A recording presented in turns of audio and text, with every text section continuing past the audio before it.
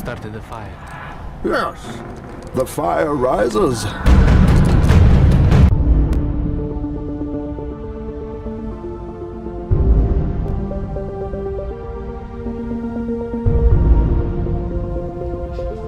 How come you don't want me, man? I have failed this city. Today we face the monsters that are at our door and bring the fight to them. We will not go quietly into the night. We will not vanish without a fight. This day we fight! That's how winning is done.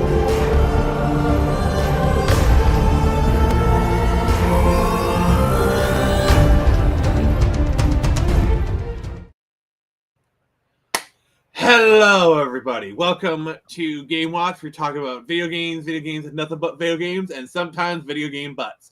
I actually did do a stream about video game butts, so that is actually but I am Nick Phoenix, and joining me on this motley crew. Chat's already starting to light up, but I want to introduce the crew first. So first off, we have my amazing co-host Jason Ingram. What's up, everyone? And joining us on this crusade is our very special guest, the ever adorable Squidorable. Hello, everybody. Thanks for having me. Always happy to have you. So, like I said, the comments are lighting up. Got a guy named Jason Ingram greeting everybody. He's all being all polite and courteous and whatnot. Yeah. Nathaniel Brown's made it. Yes, you did, sir. Thank you. We appreciate you. And he's like, "Oh, hi, Jason, my favorite golden girl." Fair enough. So we're already getting off topic. I think that's a new record, guys. Congratulations, personal best. Yeah. So we're here to talk about what could be considered the greatest console of all time, the PlayStation 2. So Squid, as our special guest, what is your history with the console? Well, around the time PlayStation 2 came out, I was living at home with my parents, and shortly afterwards, I had moved out. So my experience kind of ranges from being toward the end of high school into like my first year of college and beyond. So it's a little weird because when I lived at home, I didn't have much money, so we didn't have many games. I think the only game when I lived at home I played was like GTA 3. But then later on, I had friends who had PS2s and would do long hangout sessions with them, and that's where kind of I got the bulk of my experience. A lot of my PS2 time is from back in the day. I still have mine booted up. It's attached to my big CRT in the other room. I just haven't really played anything other than a DVD on it in a little while.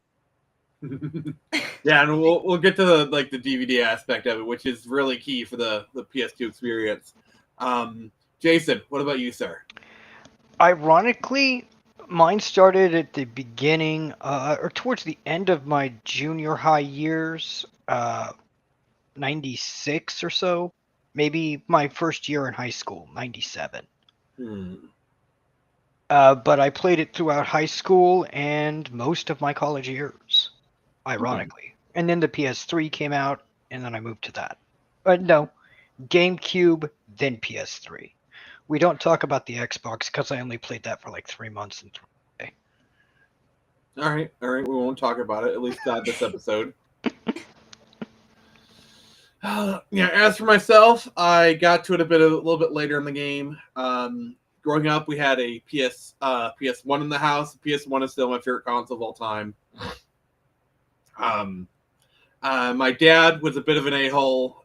He banned me from like video games. So like throughout most of the 2000s, I didn't really play much console games. I did manage to sneak into PSP, which also happens to be one of my favorite handhelds. It's kind of funny how that works.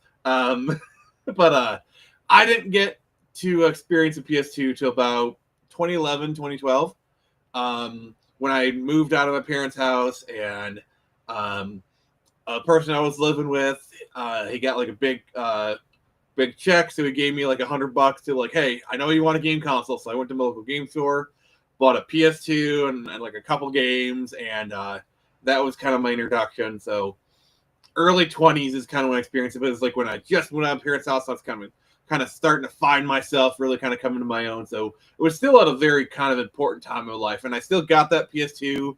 I actually have two PS2s.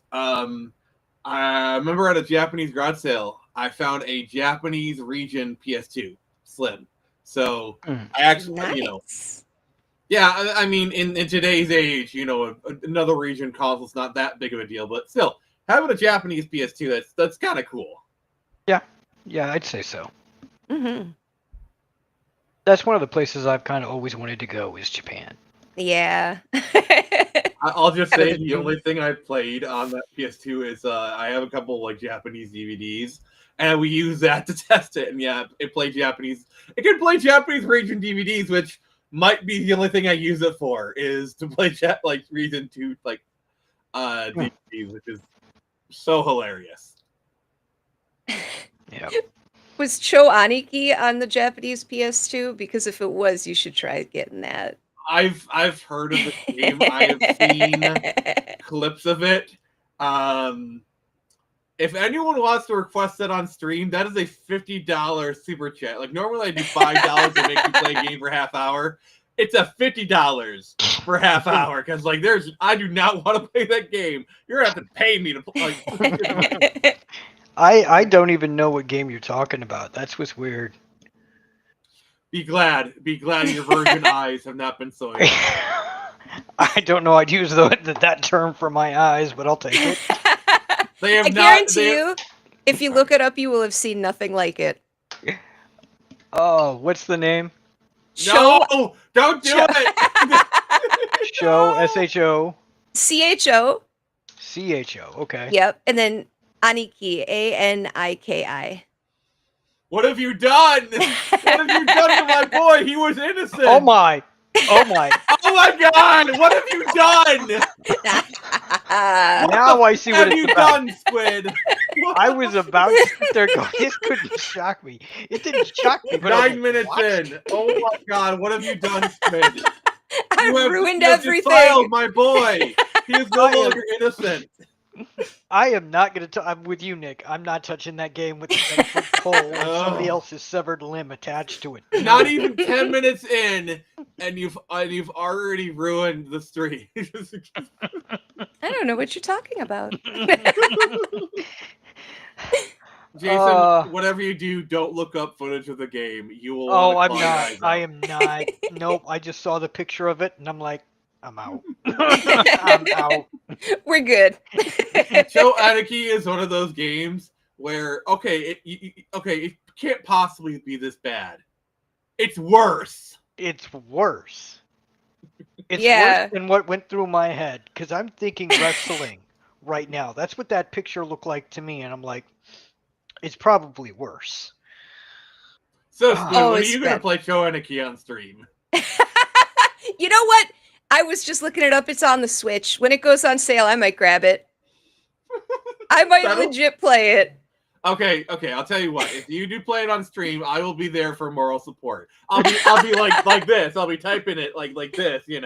All right, I'll let you know. Oh man. I'll be like, you are doing good, Squid. Keep it up. I could not do that game without laughing to death. I'm sorry. I'm sorry, I derailed everything. That was my fault. My bad. No, you're good. You're good. No, it's okay. This kind of happens. It's baked into the formula. So I guess we'll kind of go. Well, Nathaniel Brown's a fan, so Squid, if you want to drop your link to your private chat in the private chat, I'll drop it in there so Nathan Brown can. Oh well, thank you. Yeah, I'll do that. I mean, you're kind enough to come on the stream, so I might as well give you some promo. Well, I appreciate that. No, this is gonna be fun. I like coming on here. Sorry I couldn't come on last time. I didn't have much authority on the subject at all. It's okay. It's okay. I am happy to have you whenever you just choose to bless the stream. So if Nathan, if you like Squid, please give her a follow on Twitch. She's a great streamer. Like I've come onto her. I've been in the chat of her streams a few times. She's a great streamer. So yeah. So I guess we'll kind of go to the part like, what's your favorite PS2 games? I mean, Nathan will be like, what's his favorite PS1 games on the? But yeah. Yeah. But Jason, what are your favorite games to play on the PS2? Ironically, Final Fantasy IX. Okay. I mean, you can play it on the PS2, so it fits. Yeah. Well, I mean, Final Fantasy X is the actual PS2 game the first PS2 game that I played, but I like 9 more than I like 10, and I love 10. Don't get it twisted. See, my thing is, ironically, the worst way to play PlayStation 1 games is on a PS1. Yeah. It's probably best to play it on a PS. Like, I think the best way to play PS1 games is on a PS3. Also, Nathaniel Brown is awesome. Thank you, Nathaniel. Yeah, I think the best way to do it is on a PS3, but that is a topic for literally another stream. But yeah, the PS2 is a great way to play because it plays the PS1 games. It can read the memory cards, read the controllers. It kind of makes the PS1 a bit redundant. It does. Well, I mean, sorry. PS2 is the welcome to the Department of Redundancy Department. How may we help you? And Nathan's dropping some squids. That is cool. That's one of the easiest decisions when putting together a retro game room, is to just exclude the PS1. There's no point. Yeah. You know, when I was putting everything together, like, it's always like, what do I do? Like, I have a Retron, but I want an SNES. I don't want to use going back and forth, kind of doing all of that. You don't have to worry with the PlayStation 2. It's just that good. Yeah, because like the Retron 5 covers so many consoles. But yeah, like for me, Retron 5, PS2, GameCube, because like, you know, because I know the Retron 5 can play Game Boy games, but like, obviously you have the Game Boy player, and if you go modding, you can do an even better Game Boy experience because, it's not really a GameCube episode, but like homebrew, like they've actually created Game Boy homebrew software that's better than the Game Boy player. Oh, that's cool. Because like the most expensive thing was always the disc, to the point where you don't even need the disc anymore. Like you can like homebrew it and actually use better software. That's great. No, it's the same for.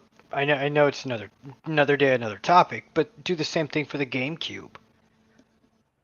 No, we were just talking about the GameCube. Oh yeah, okay, yeah. I wouldn't mind getting some of the GameCube games that I enjoyed. Their version, the GameCube version of it, on a separate system. It would probably run smoother, better.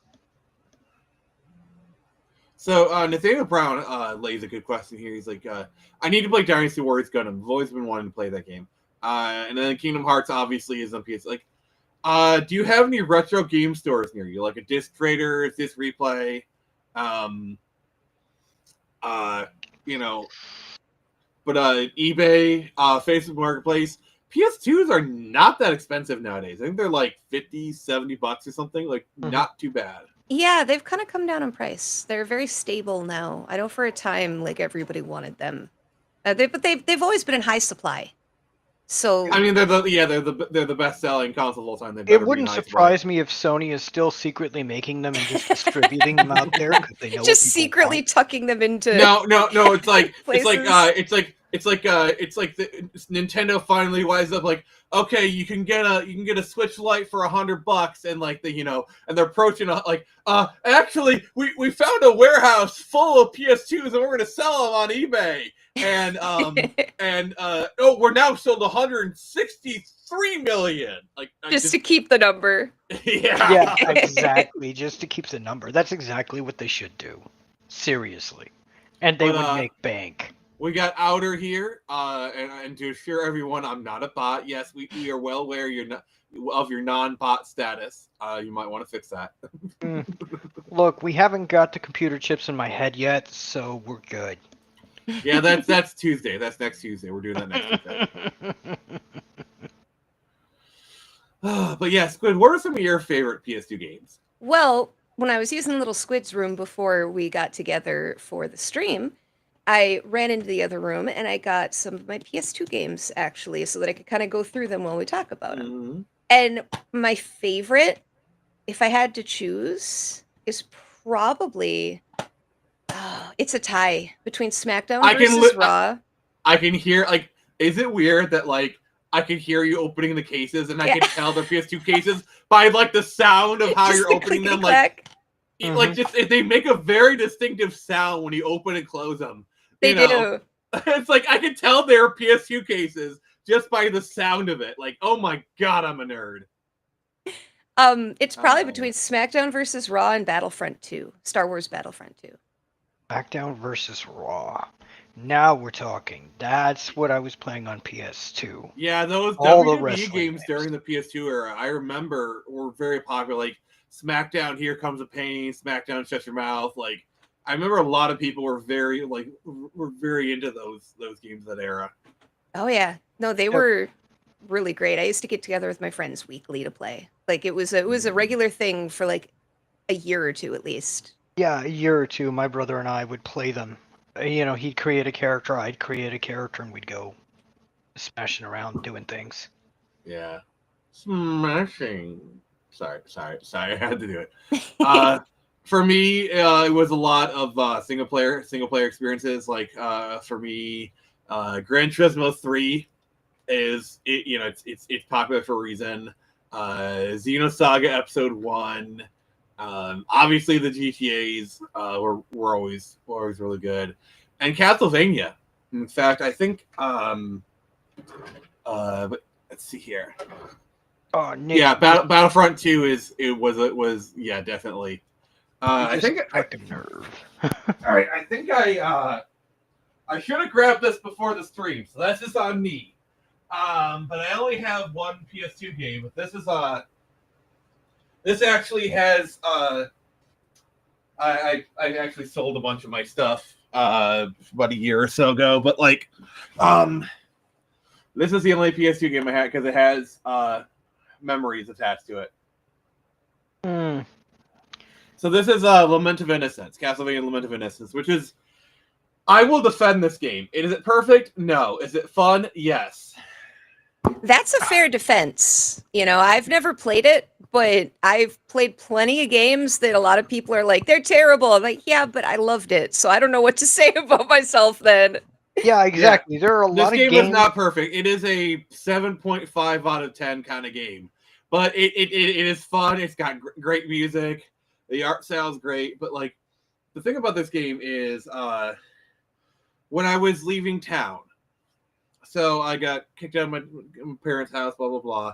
And I was moving across the state to another place. And so I was moving out of my hometown.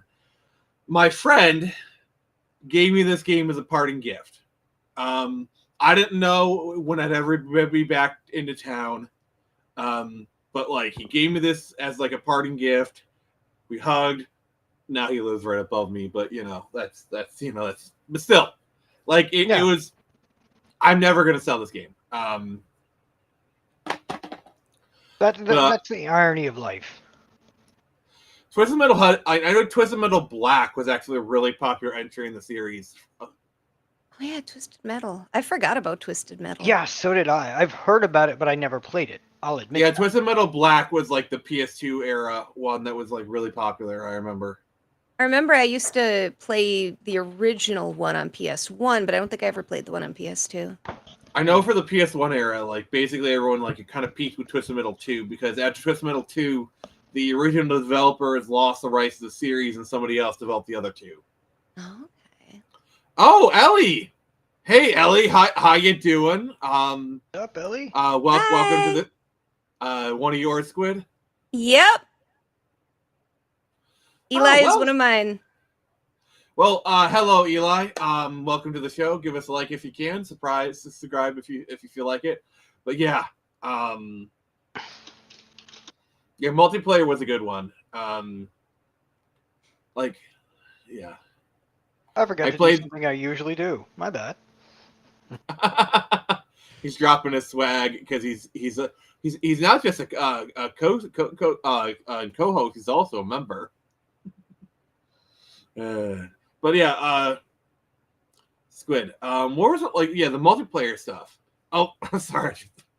All right, we got the number one Skidorable fan, Happy Dino here. Hi, Dino. Yay. Yeah, like Happy Dino. Like I'm not even saying it's ours. It's like Happy Dino's a fan of both of us. So like, it's like my two favorite people. But yeah, Squid. What are some of the other PS2 memories for you? Guitar Hero. Wasn't that on PS2? It was actually. I Yeah. started out the first two, like, because Guitar Hero 1 didn't really do much. It was one until Guitar Hero 2 that it took off. Yeah, I didn't play it on any other console but PS2, and I played it religiously for years. Like it was a thing. That and DDR, I liked the rhythm stuff a lot on the PS2 when it came to single player. Beat A lot Mania. of my friends loved that stuff, but Squid, I have spastic diplegic cerebral palsy, so I can't really do that kind of game. But I tried. That's all that matters. They're fun, I'll admit that, but I just could not do them. Yeah. Wish I could, but meh. Yes, Squid. I'm looking through your research pile, and I just want to say, by the way, I love the stickers on your Tumblr in the background. That's adorable. Thank you. I see you have a couple DDR ones. I think that's kind of an out his back. Can you guys also recommend me a 10 of 10 perfectly? We'll do that later on. Later on the show. Like later on, we're kind of just doing general topics. Right now, we're doing the PS2 stuff. Sorry, trying to keep it semi on topic here. But the DDR stuff. So I assume you're a fan of DDR. Yeah, I don't really play it anymore, but once upon a time, I played it a lot. Like a lot. Mostly on the PS2. Again, I didn't really play it in arcades. I didn't have an arcade that had it, but I had the pads for PS2. So, like, I'd just go over to a friend's house and we'd spend all night doing that. Just DDR. Oh, Night Warrior, Darkstalker's Revenge. That is a series that, like, they keep trying to bring it back, but, like, it just... I love that game. I'm terrible at fighting games, but I love that game. That game had a time and a place, and that is sadly long gone. I miss it. All right, so far I have Walter White, Darth Vader, Peter Parker. Outer, we'll get to that like later on. That's a bit like too off topic for the stream. I'm sorry. But we'll get to that at the end of the stream, I promise. But yeah, like PS2 had a lot of like honestly, like the PS2 kind of carried over the PS1's legacy of like they had a hit in every genre. Like no matter what kind of game experience you wanted, there was something there for you on the PS2. And I think that was kind of its biggest success is just the wide coverage. Yeah. I'm sure everybody's experience is different, right? Like I did rhythm games and Battlefront 2 and wrestling games, and other people it was RPGs and single player like survival horror stuff, right? That was my zone. I was JRPG and RPG and survival horror. Yeah, I was like racing, JRPG and like some action stuff because like usually when it comes to consoles, like basically everyone has the same 5 N64 games. You know, You're not like, wrong. I mean, to be fair, the North American library is like 250 games. So like, and of those 250 games, like maybe 20 or 50 games are actually playable. Mm-hmm. Oh yeah. Oh gosh. And For it's every not like, Pokemon state. Oh, I'm so sorry. no. It's not like I set out a For every virus. Pokemon Stadium, there's a Ken Griffey Jr. 98. Yeah, exactly. It's not like I sent out a virus to destroy the system so it could only play 25 games. I never did that. But yeah, like I feel like there's a few like staple games. Like the staple games for the PS2 are like GTA, Gran Turismo, San Andreas, like Kingdom Hearts, maybe Final Fantasy X. I would say. Mm-hmm. Squid, what do you think are some other staple games for the PS2? Vice City, I would say. GTA 3 Vice City. Yeah, More I'm than putting the all three of them. others. Oh, all of them together? Okay, that's fair. Well, okay. If we're gonna rank the 3 GTAs, I think it's San Andreas and Vice City. They kind of are neck and neck, in my opinion. They're definitely better than the original. Mhm. Like, The they original's improved. not bad. Like, you go back to the original, you're like, this game is fun, but they've definitely improved upon the formula. Like, GTA 3 is very playable, but it's like, yeah, they've definitely like refined it. Yeah, the original, from what I remember, is you were just driving around in a car and committing crimes, and then it went from that to what we know today. Yeah. But Squid, what are some other staple games you're thinking of? What are they?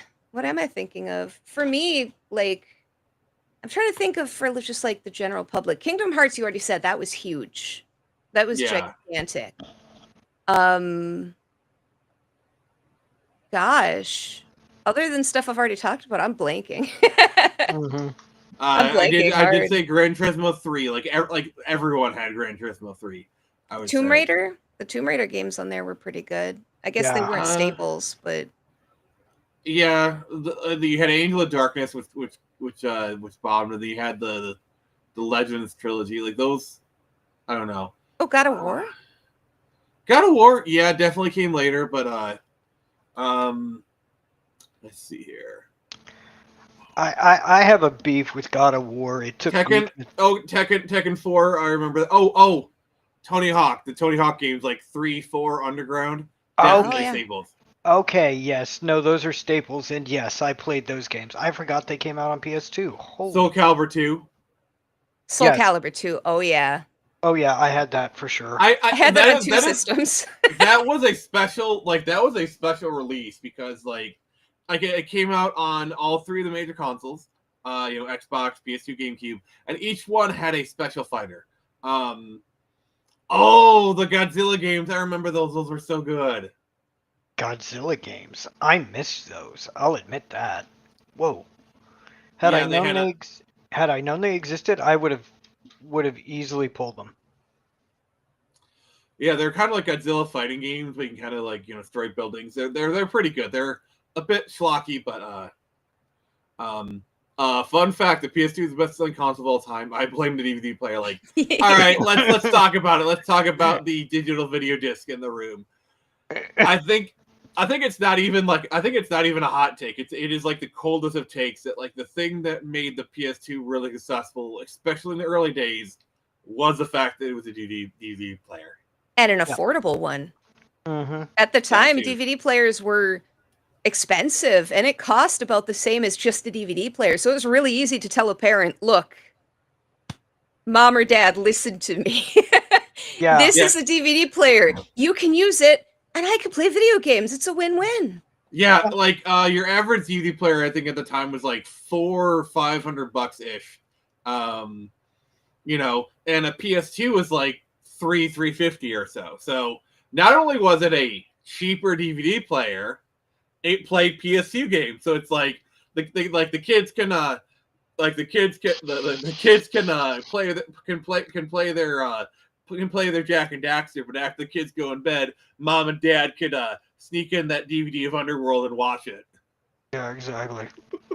It was pretty great. It was really important at the time. Like I knew households that had multiples because it was, again, cheaper. Like you said, it was the easiest DVD player to get. Yep. Yeah. The parents buy it for a DVD player only, and here you go, kids. Here's your video games. Enjoy. Let's see. Eli says, Avian Sim PS2 fighters. Yeah, there's a lot of really good PS2 fighters. Like, the Mortal Kombat games were great on the PS2. Deception, Deadly Alliance, Armageddon. They put in so many extras in those games, like MK Kart. See, I abandoned MK once it went off of like SNES and Genesis. I just never played any of the other games. Adorable. One of these streams, you need to explore the PS2 Mortal Kombat games. I think you would love it. I think that would be a great idea. I'll think about it. I'll Because put that on my short list. they literally put a JRPG. I think it was like Armageddon or like Armageddon or Deadly Alliance. They literally had an entire adventure mode in the game, like a whole freaking JRPG you could play, kind of thing. Oh, that's interesting. Yeah. It was an easy. Oh no. Sorry. It was an easy sell. My parents got one for each of my siblings. You know, like you were saying, Squid. MK chess. Yeah, there was Mortal Kombat chess. Yeah. For me, it's the kart racer. The fact that they put a whole kart racer in the game was insane. Yeah. Wow. Yeah. Terminator 3. For the PS2, my dad got both me and my twin brother one each. So, kind of there. I mean, I guess working at a refinery gave him enough money to do that, so bonus points, I guess. Mother and father, I would like to get a PS2 for under 8. No. I'm not gonna censor you, but I'm not gonna say it. I'm not gonna finish that sentence. Armageddon, Creative Fighter, Deception had the adventure mode. Okay. Thank you, Nathaniel Brown. Deception. That's really interesting. Yeah. So if you're gonna do that, Deception. And then obviously, Blood Rain. That's another good one. But the Star Wars games, like we mentioned, Battlefront 2, but like Jedi Academy. Jedi Academy. Yeah. Okay. Yes, I've played more PS2 games than I thought. I've done Jedi Academy. Yes, that's amazing. Granted, I got the game after the PS2, but not for it. If you're gonna play it nowadays, do the PC version. The mods for it are amazing. I imagine. There is like a Knights of the Force mod, which includes like a lot of new maps, new characters. Like you can get Kylo Ren in Jedi Academy, like that just like.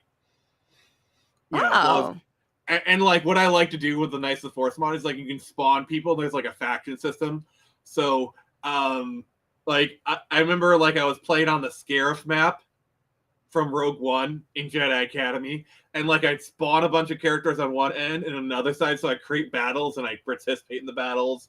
Like you have not lived until you spawn Darth Maul and Darth Vader and have them fight each other. That would be interesting to see. I kill controllers on Conquest mode. I kill controllers as a pastime. Well, if you want to kill controllers, we can just play some Mario Party. And anybody who has played Mario Party knows exactly what stage I'm on right now. Oh gosh. The other thing, the Lego games got their start on the PS2. Yeah, those were fun on the PS2. Like I tried to go back and play one of the PS2 ones. It doesn't quite hold up now control-wise, but at the time it felt so good. Well, yeah, that's something I do want to say. The controls back in the day, while they were going on, Final Fantasy X, all the controls were amazing then. Mm-hmm. Now, you're banging your head against the wall going, why? Yeah. Why did I enjoy this? Yeah, I'm sorry. Like, I never really could get, like, I like San Andreas. It is a great game, but, like, I can never really get into it because the controls were so bad. I mean, not just Ultimate Alliance, but X-Men Legends 1 and 2. X-Men Legends was on PS2? Yeah, it started out on PS2, and then the Legends series, they became the Ultimate Alliance. So if you love Ultimate Alliance, you should play the X-Men Legends because those it's basically what came before. It's a predecessor. Well, that's why I don't mind playing KOTOR. KOTOR 1, KOTOR 2. Because KOTOR 1 led to Mass Effect. Literally. But yeah, did you ever play any of the Final Fantasy games on PS2, Squid? You know what? No. The last Final Fantasy game I actually played was 7. It was 8. I tried 8. and I just couldn't get into it after 7. Like the setting was too different. Hmm.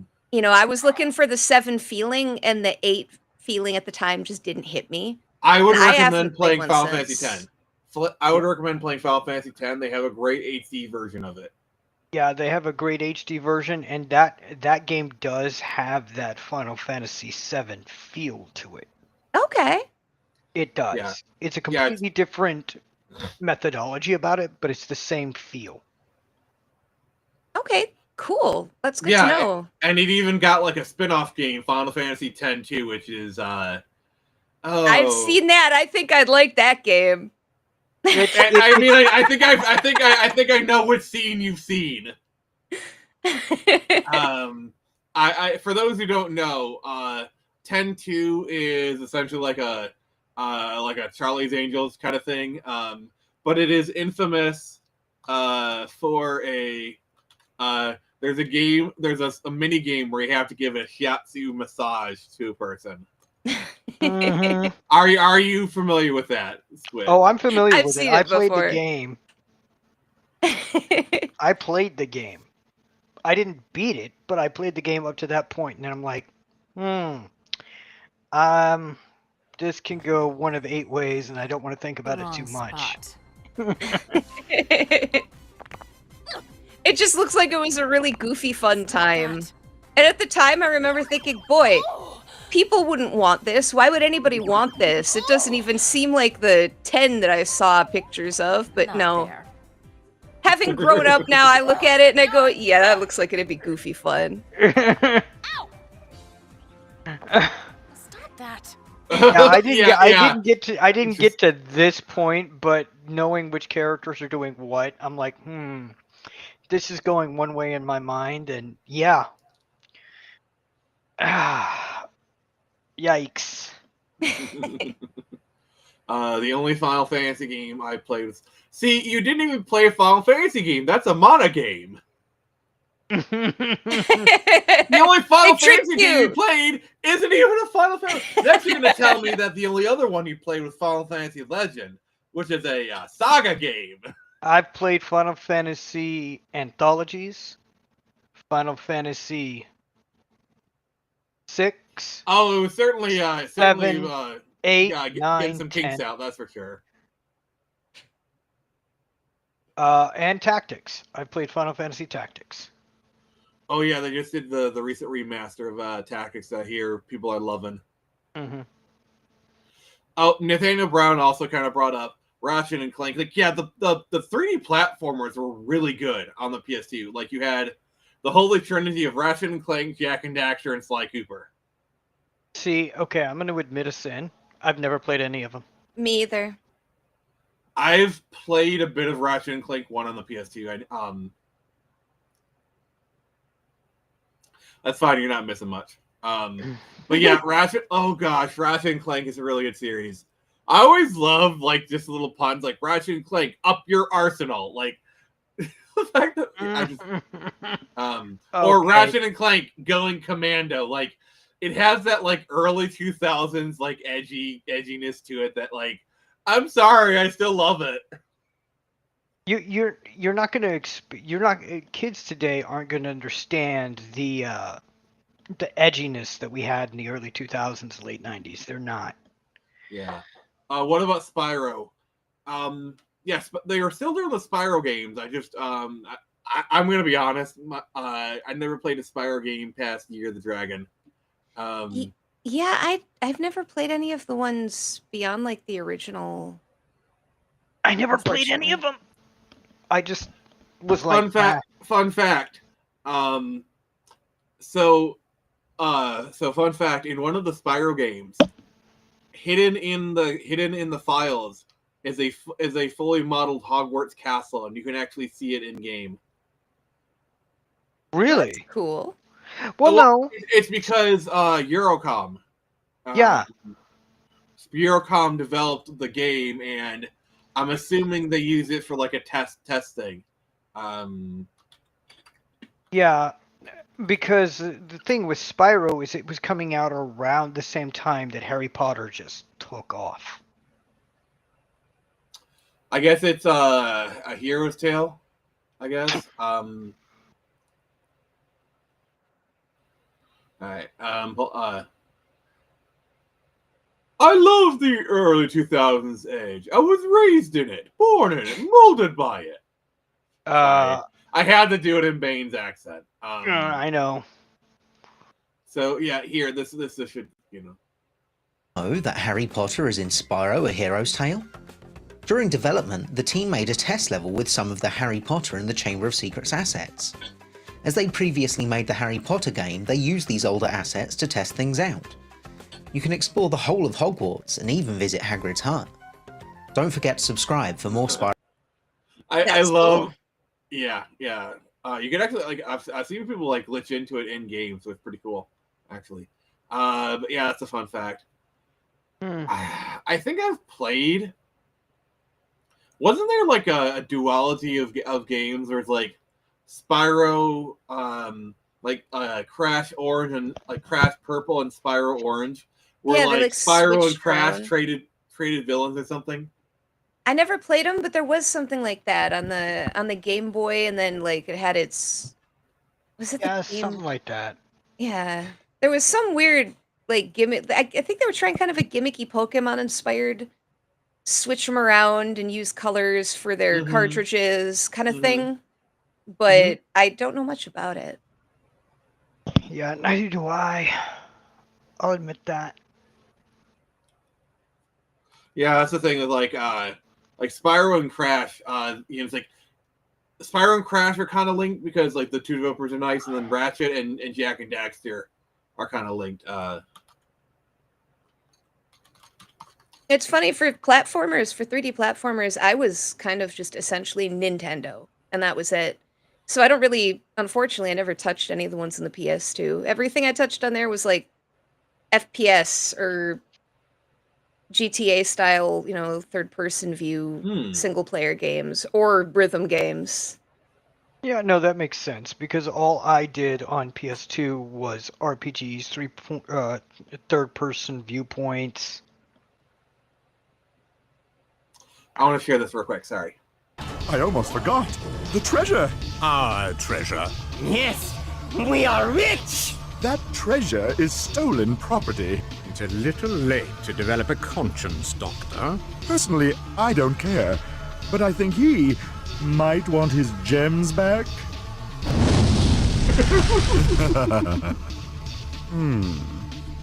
So that was Crash Twinsanity, and it's just the fact that Spyro had a cameo in it, that was kind of cool. That's neat. Yeah. Black, you mean Twisted Metal Black? Yeah, so Happy Dinosaur set us up for the reference. Thank you.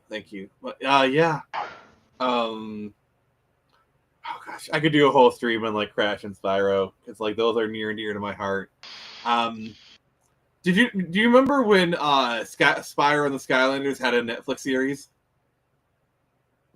Oh. There's an episode where Crash makes an appearance, and they give him an Australian accent for some reason. What? This American takes offense to that, good sir. He's it's really good to meet you, Skylanders. I have just offended the entire continent of Australia. That's okay. They can't do anything about it anyway. They took all their guts. Sorry. They cry into their Marmalite.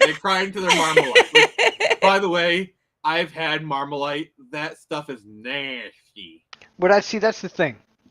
A lot of the things that we Americans enjoy, they probably will hate. Don't even begin to get them trying to do South's barbecue sauce. They're probably not gonna like it. I don't know. I've seen videos of Asians trying McDonald's for the first time, and they loved it.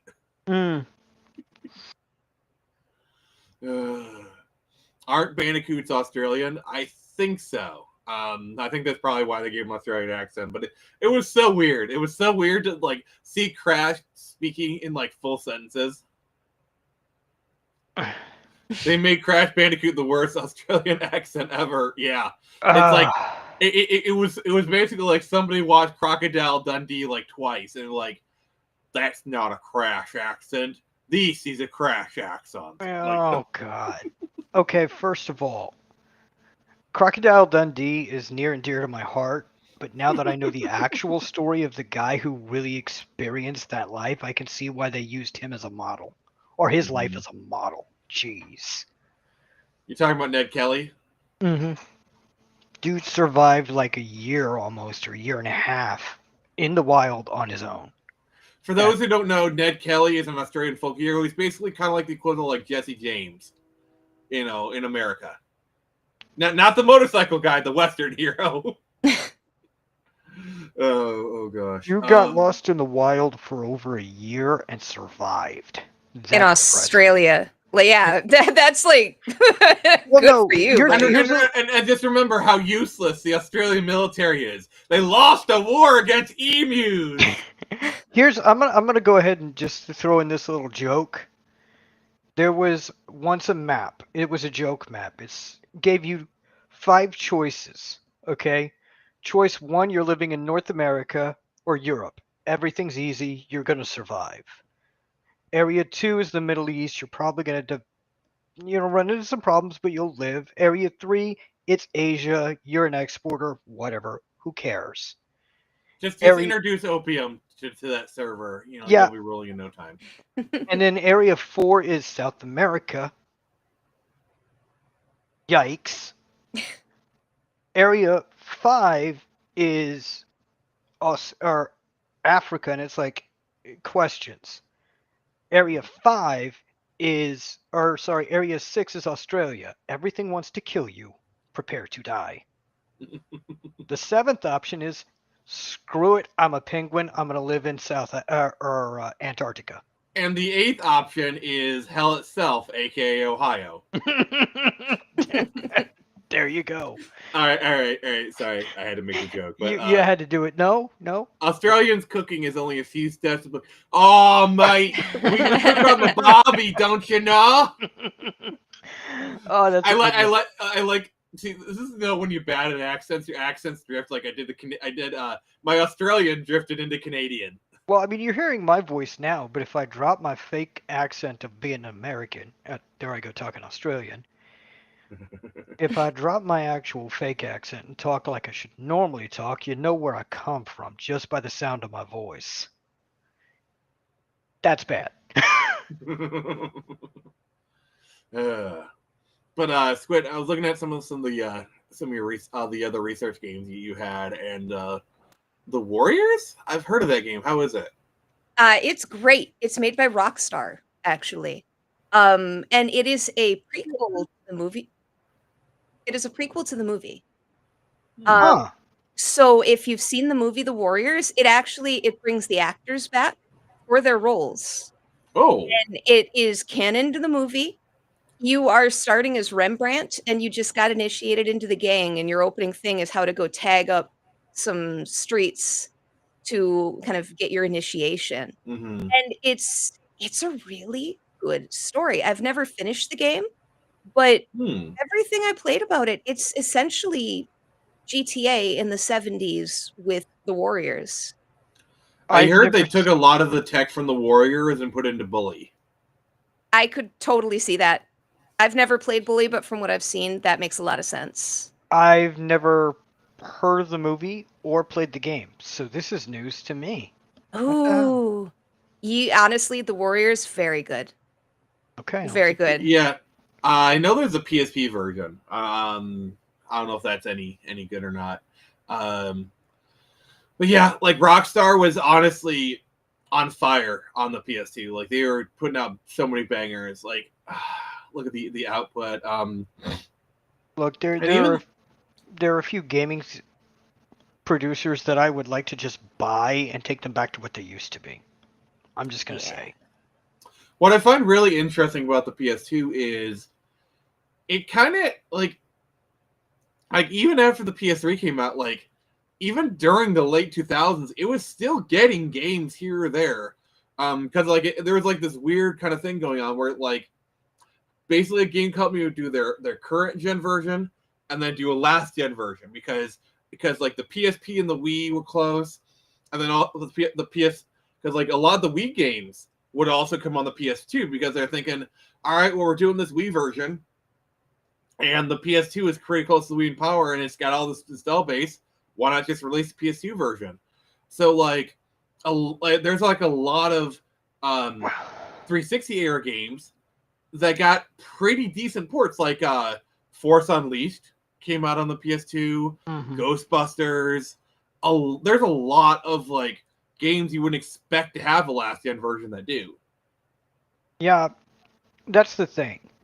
PS2 wasn't last gen. It was just the step between the previous gen and the next gen. That's all it really is. It was kind of like the budget. It was the budget console of the late 2000s. Like if you couldn't afford a PS2 or PS3, the PS2 was actually a very viable option. In like if it's 2008 and you couldn't afford like the current gen, PS2 was still a good option. Oh yeah, I PS2 remember. is still a good option. Let's be I real. remember using around the house like my PS2. That thing was hooked up for years and years and used like 10 years beyond its, expiration date. Yeah. Like it was something I just always had and always used. Here's the thing: it's still usable today. How long the hardware would last, that's questionable. But it's still a viable DVD player. Yeah. The PS2's hardware is pretty robust, I'd say. I think the only thing that's kind of holding it back is among the consoles that generation, the PS2 is kind of the worst one as far as HD is concerned. Because a Dreamcast, looks beautiful in HD. GameCube looks beautiful in HD. The Xbox was doing HD while it was current. I mean, technically, the PS2 was as well. Like, I think GTA 4 could output in 1080i. But, like, the PS2 didn't really do HD that much. But, like, and even now, it's not really that good for HD. Yeah. I suppose so. Never really thought about that. But it does tend to look a little muddy and a little more blocky than everything else. I hadn't really thought about that. But yeah, but if you look at like how consoles clean up, the Dreamcast and the GameCube, you put them in HD, the games look beautiful. Look beautiful. The GameCube Resident Evil is just still perfect. Like there's nothing you could do to make it better. or Dreamcast, like put Sonic Adventure or Soul Calibur or any of those Dreamcast games in HD, and they look great. And the GameCube also cleans up beautifully. And then the Xbox, obviously, I don't know. I feel like the Xbox, it can output a really good HD, but it doesn't really clean up as well as the other two, which is kind of interesting. No, look, I got the Xbox for like 8 months. That's as long as it was in my system. Then I sold it for a GameCube. It's as simple as that. It was just outplayed by PS3 and GameCube. I never owned an Xbox or a PS3. I just had a GameCube. I still have my original Xbox. It's modded. It is glorious. A modded original Xbox is a thing of beauty. It is. I remember going to a LAN party with somebody who brought a modded Xbox way back in the day, and we emulated NES games and SNES games on it, and that was part of our night, was just playing retro games back then on the Xbox.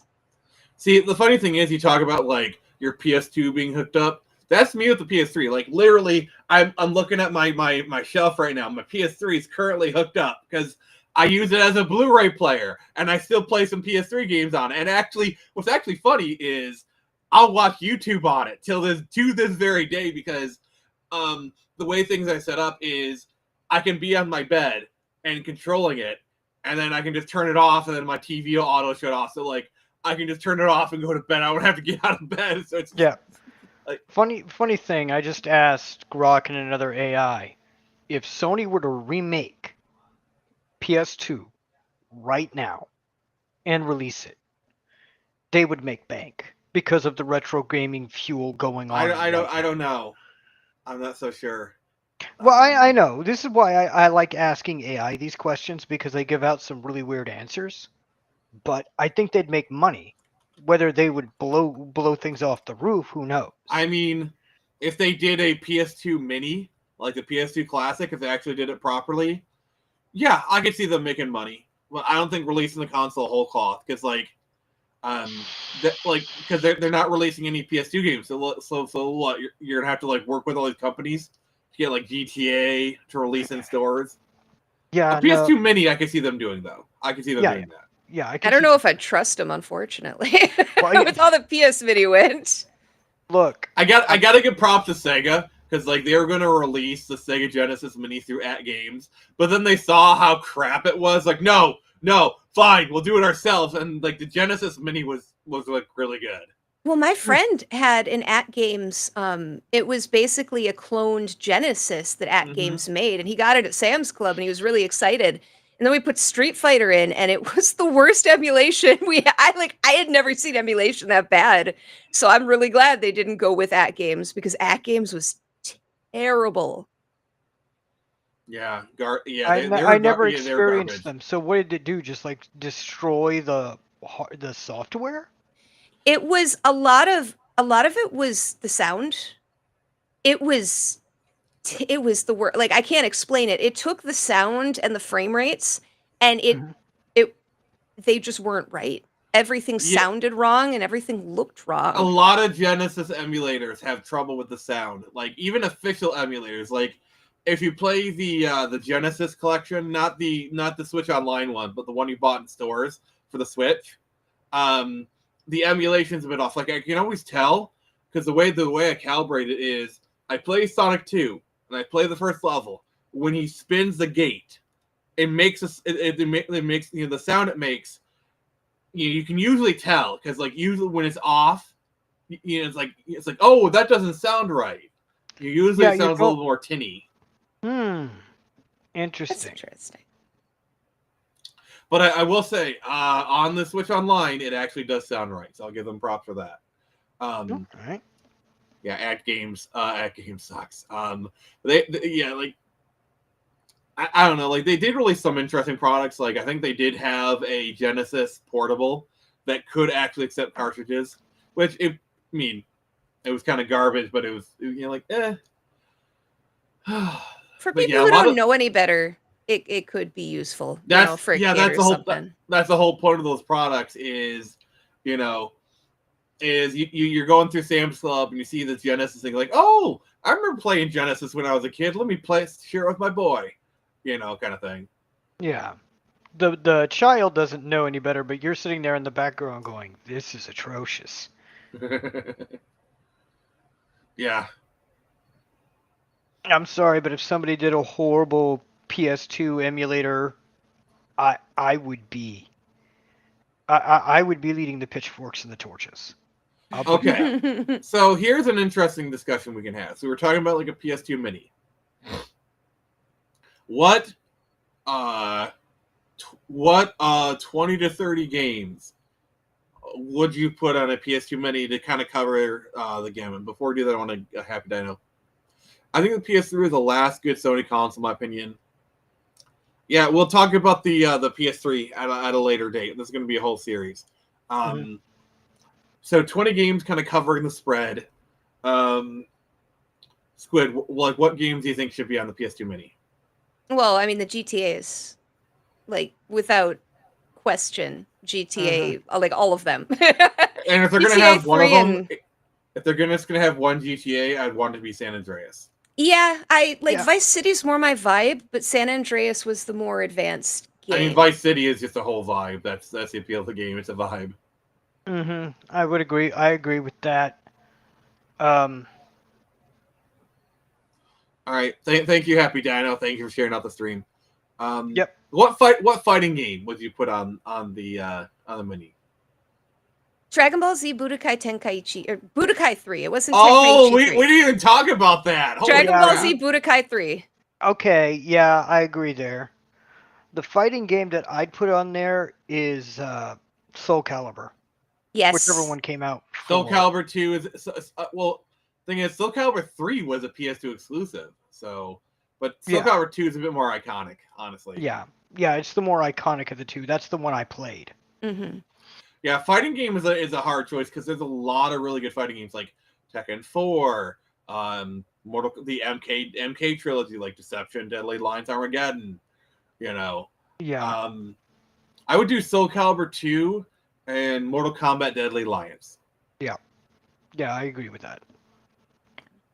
But I mean, RPGs, take your pick. Yeah. To be honest, take your pick. Final Fantasy X, which I think is kind of like the quintessential PS2. You gotta have Kingdom Hearts. Gotta have Kingdom Hearts 1. Yeah. God of War 2, God of War 1. Probably God of War. Metal Gear Solid. We didn't talk about Metal Gear. Metal Gear Solid 2. What an oversight. Yeah, what an oversight. Metal Gear became the icon it is because of the PS2. Mm-hmm. Because of the PS2. Like Metal Gear Solid 1 was a great game. Everyone loves that game, but it was really like people like I think Metal Gear Solid 2 tends to get overlooked nowadays. People do not realize how big of a deal that game was. Like that was like this was like the early wait, you scared the stream? Why would you do that? The stream is sensitive. No, don't do that. Don't Terrified. scare the stream, love the stream. Give it a like, give us a sub. But like I like Metal Gear Solid 2, I think was like the first like must-have game for the PS2 because people say like, oh, the PS2 didn't get going until GTA 3, and that's partially correct. But Metal Gear Solid 2 was the first must-have game. Metal Gear Solid 2 kicked open the door. It's just GTA walked right through it and said thank you. Yeah, but like at the time, Metal Gear Solid 2 was like a hugely anticipated game. People who weren't around at the time don't seem to realize it, but it was huge. Thank you, Happy Dino. Sorry, I was just giving you some crap. I apologize. But like, oh gosh, I remember seeing like this one article where they had representations of each console. Like they had obviously Master Chief for Xbox, Solid Snake. I think it's like there's actually Lara Croft for PS2, and then Luigi was like holding guns. You know, for the GameCube, it was kind of funny. It's fun. Yeah, because those early days, because like Mario Sunshine didn't come out till a few years later. You know, so Luigi was the flag bearer for the GameCube in the early days. My boy Luigi. I am a Luigi collector. I've been collecting Luigi for years. The year of Luigi must have been a drain on your wallet. If only I could have gotten I think it was the 3DS that came out around that time. That's still on my list. It's a grail. Look, just win the lotto. You'll be fine. You'll get it. One thing that I find interesting is, so you had the Monster Rancher games for PS1 that read CDs, but when they came to the PS2, they added DVDs to the mix. Like I think like the discussion of Monster Rancher, it tends to center around the PS1 games, which is fine. But like, you know, like Monster Rancher, like they added DVDs, and so that was a whole thing. Like I remember like certain movies, they had demo discs that you could get monsters of. It was pretty cool. See, I was a huge Monster Rancher fan on PS1, and I never played the PS2 games. And now you're making me want to go back and get my PS2 set up because I have a DVD collection that is large. That would, I gotta say, Squid, that would actually be a cool idea for a stream where it's like you have your PS2 hooked up, you're streaming that, and you just do like random DVDs, or maybe you have a list of like, okay, this one gets me a special one. I think that'd be fun. Yeah, look, that would be fun. I might do that at some point. I've got to capture. Squid, I just have a question. Could you use your DVD collection as a bludgeoning device? Yes. Yeah. I store them in wallets. There's a lot of discs. There's a lot of discs, and they're very portable. What you could do is you could take like a stack of like 20 DVDs, maybe rope them together, bind them together, and then take that stack and like put it on a stick and then just whack people with it. Remember the early 2000s. Remember the early 2000s. Remember the early 2000s. I will beat those memories into you. Yeah. Monster Rancher was one of the Pokemon clones. And they did an anime, which I like. Well, Like I was transported to a faraway land in the land. Sorry. I think about that anime a lot because the main character's like, "Hi, I'm Genki, and that means energy." It was the most stupid introduction because they kept his name Genki, but they had to tell kids what Genki meant. So Yeah, it was not great, but I had like all my favorite voice actors in it, so I watched it. like the characters were pretty cool. And it was a bit dark, I would say. I kind of liked it. It kind of had like, honestly, it's probably one of the more rewatchable like things of that era. See, I never knew of Monster Rancher, to be honest. I may have heard the name way back when, but brushed it away for whatever reason. There's a lot of like really cool like cartoons era. I'm just gonna say something, and it is gonna stir all the nostalgia. It's adorable. Metabots. Dude, I never even played any of the games, but I loved Metabots the show. I watched that thing religiously. Just like the ways the guy would pop out for a world battle. I never watched or played it, but I know what you're talking about because everyone else that I knew either watched the anime or played the game. See what the funny thing is, like there'd always be like the popular thing like Pokemon, Yu-Gi-Oh. There'd always be the copycats, you know, like obviously Digimon, Monster Rancher. I remember even for Yu-Gi-Oh, you had Duel Masters, you know. Oh God, Yu-Gi-Oh created its own ecosphere. It's not even funny. All right, so I gotta step away for a moment. So Squid, just kind of share some of your favorite PS2 memories, real quick. Sure. Thank you. This one time. Band camp? I almost said that.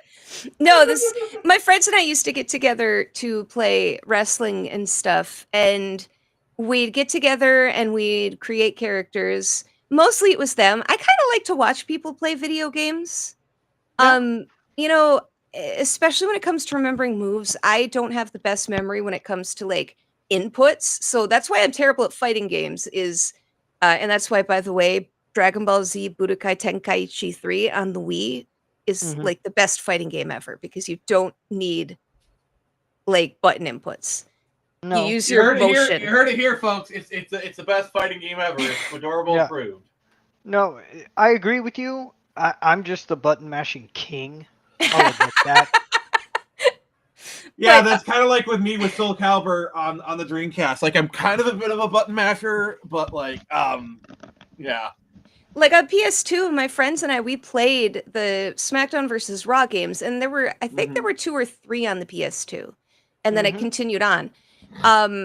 And we never played wrestling games again after them because this friend of ours made this character named Chief Running Horse. And he was just this, like, stereotypical Native American, I suppose. But he had this move, and I forget what move it was, but he could hit it and just repeat it over and over, and the game wouldn't put a limit on it. So it got to a point where we'd get into matches, and he'd just over and over it's over. It's like that one person who figured out how to do a Hadouken in Street Fighter 2. Hadouken! And then he would Eli just take says, gotta get you on MKX. Oh God, I'd be terrible. Oh God! No. Have you seen the fatalities for that game? They are wow. No, somebody tried to they got me on it. I'm not gonna lie. I only played Scorpion. Thing is, that's who I button mashed to death. I don't know any of them. It's just the fact that I know how Scorpion operates. Boom! I instantly get over here. Get over here. I get it. Sorry, I stammered. I get that. No, it's okay. I like when I play fighting games, I have to button mash too. So Soul Calibur 2, actually, I was great at playing Sonya without knowing what I was doing. All right. So these are fatalities.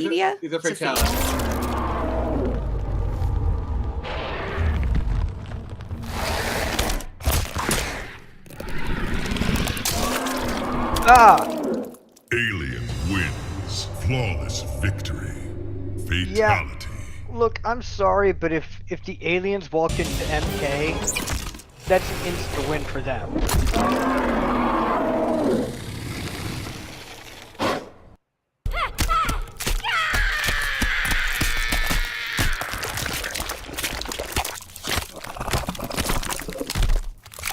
Melina wins. Is this the one that has Peacemaker in it? No, I think that's the newest Oh, one. one. MK1. Okay, Yeah. sorry. They're naming schemes now at this point. I can't tell what's up or down. MK55. But wasn't there just like, didn't you just release MK5? Yes. All right. But we don't So care. let's play Battlefront 2, guys. Which Battlefront 2? The one that 2006. yeah, the one that has the high player base numbers still. Yeah, exactly. Which, speaking of high player base, I'm surprised that Mass Effect 3's multiplayer is still vast. That surprises me. It's so interesting to see what games kind of hold and like were so good that they Like I couldn't think some be of the Call of topped. Duty games on the 360 still have a pretty decent sized player base. Yeah. Yeah. That's wild. I mean, that's when you know you've reached peak. Like you can make more, but that doesn't mean you can make better. Yeah, so speaking of like online experiences, so the PS2, it didn't really did it too much, but it actually did have some key online experience. Like SOCOM was like a big early one. Mm-hmm. I think eventually it just became like I'm sure for a lot of households in the late 2000s, the PS2 was a Final Fantasy 11 machine. Mm-hmm. It was, and I can confirm that. One of my friends was regularly on Final Fantasy 11. Yeah, it's so much so that I think the last official release for the PS2 was an FF11 expansion.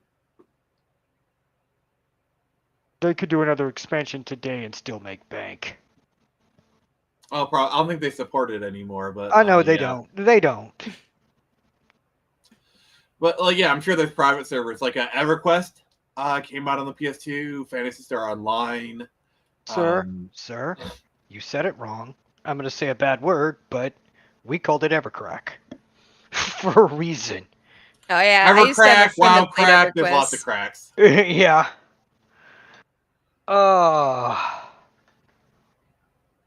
yeah, the PS2 had some online experiences like racing games. I think some of the Tony Hawk games would go online. Yeah, that's another thing. Tony Hawk was big on PS2. Oh yeah, that was huge. Yeah, like honestly, Tony Hawk was just going from strength to strength. Like the first two on the PlayStation were great. Tony Hawk Pro Skater 3 was amazing. 4 on I think it started to peter out after Thug 2.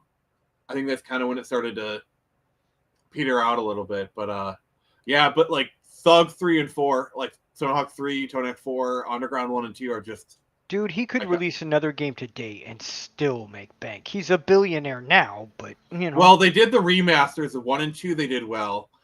I think the 3 and 4 remaster did okay, but the problem is it's not really a remaster of 4 because they had like that kind of open world stuff. So it's like a remake of 4. So they didn't really... Yeah. Yeah. Yeah. But yeah, we'll probably get an Underground collection, but that'll probably be it for it. Yeah. I don't think anybody is clamoring for a remake of Project 8. No.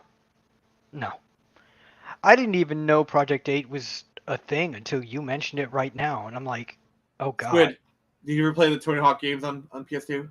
I casually, maybe I rented it once or twice, you know what I mean? One of those sorts of things. I wasn't huge into skateboarding games. Yeah. I was a fan of the original 2. In fact, I think I have Tony. Yeah.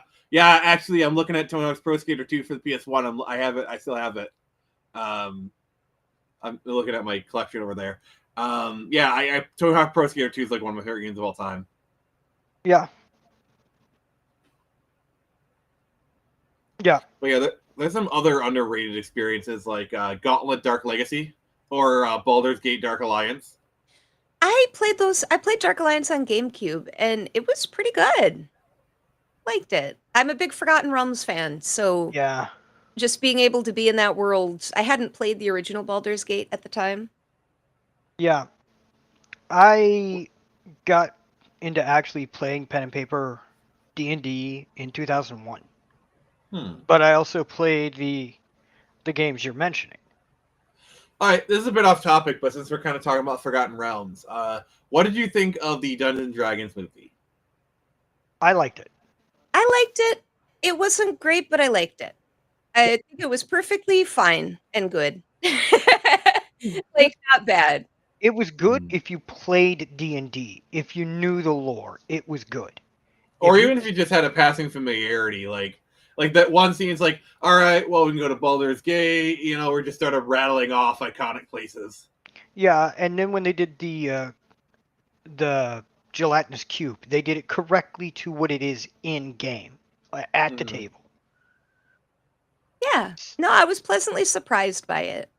Baldur's Gate, the D&D movies have had a weird arc. I will actually defend the second one to the death. The sci-fi original, Wrath of the Dragon God. I'm just throwing that out there. Isn't that like a Actually sequel to good. the 97 movie? Isn't that like a sequel to the... Yes. Yeah, it is. And it's actually, for the budget that they had and what they had to work with, a pretty darn good movie. Like, I think they even brought back one of the guys from the movie, like, Oh, what is his name? He's the main villain. The guy with the blue lips in the original. Yeah. Damodar.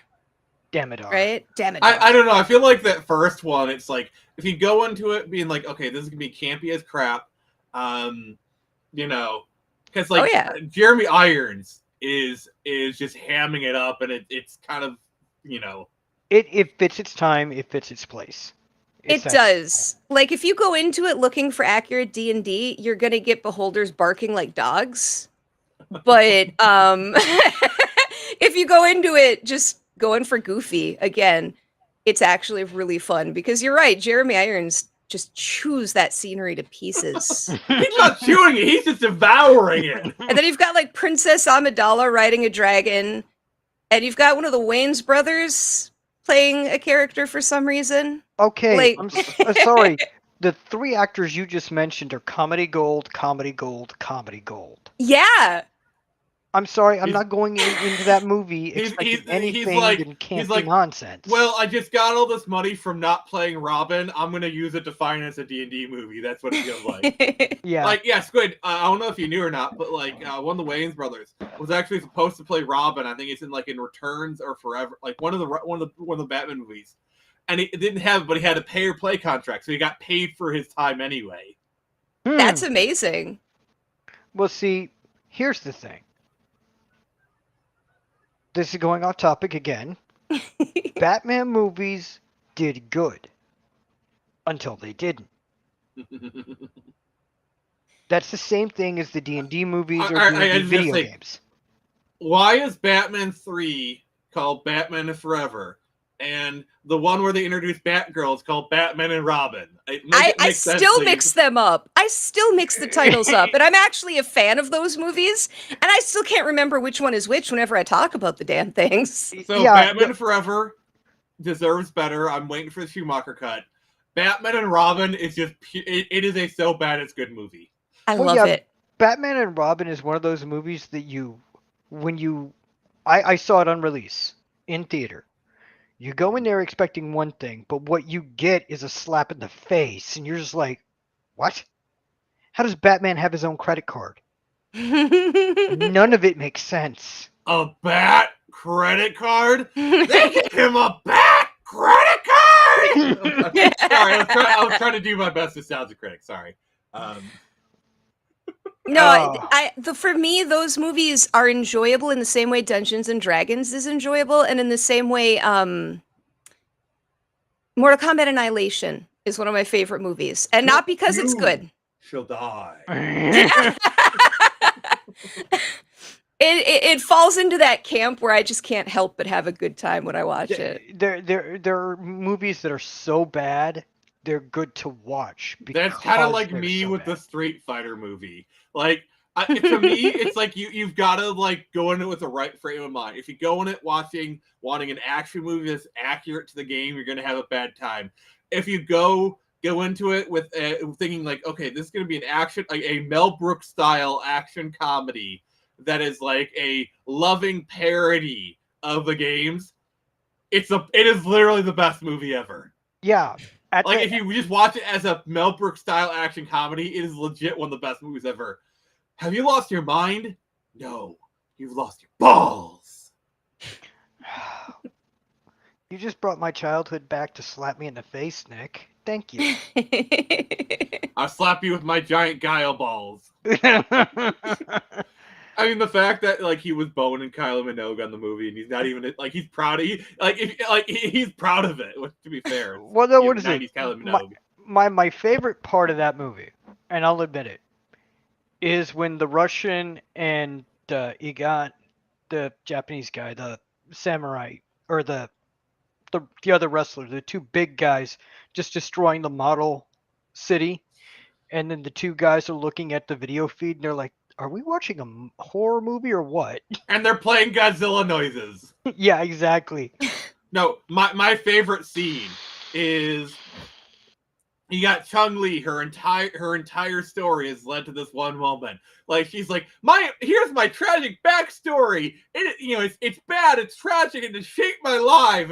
And Bison's like, I don't give a frick. No, I don't remember it. You gotta say the line. No, for me, it was no. I gotta do it right. To you, the day Bison graced your village was the most important day of your life. But for me, it was Tuesday. Raul Julian, just the look on Ming-Na Wen's face after that just sells it so well. You've got to be kidding me.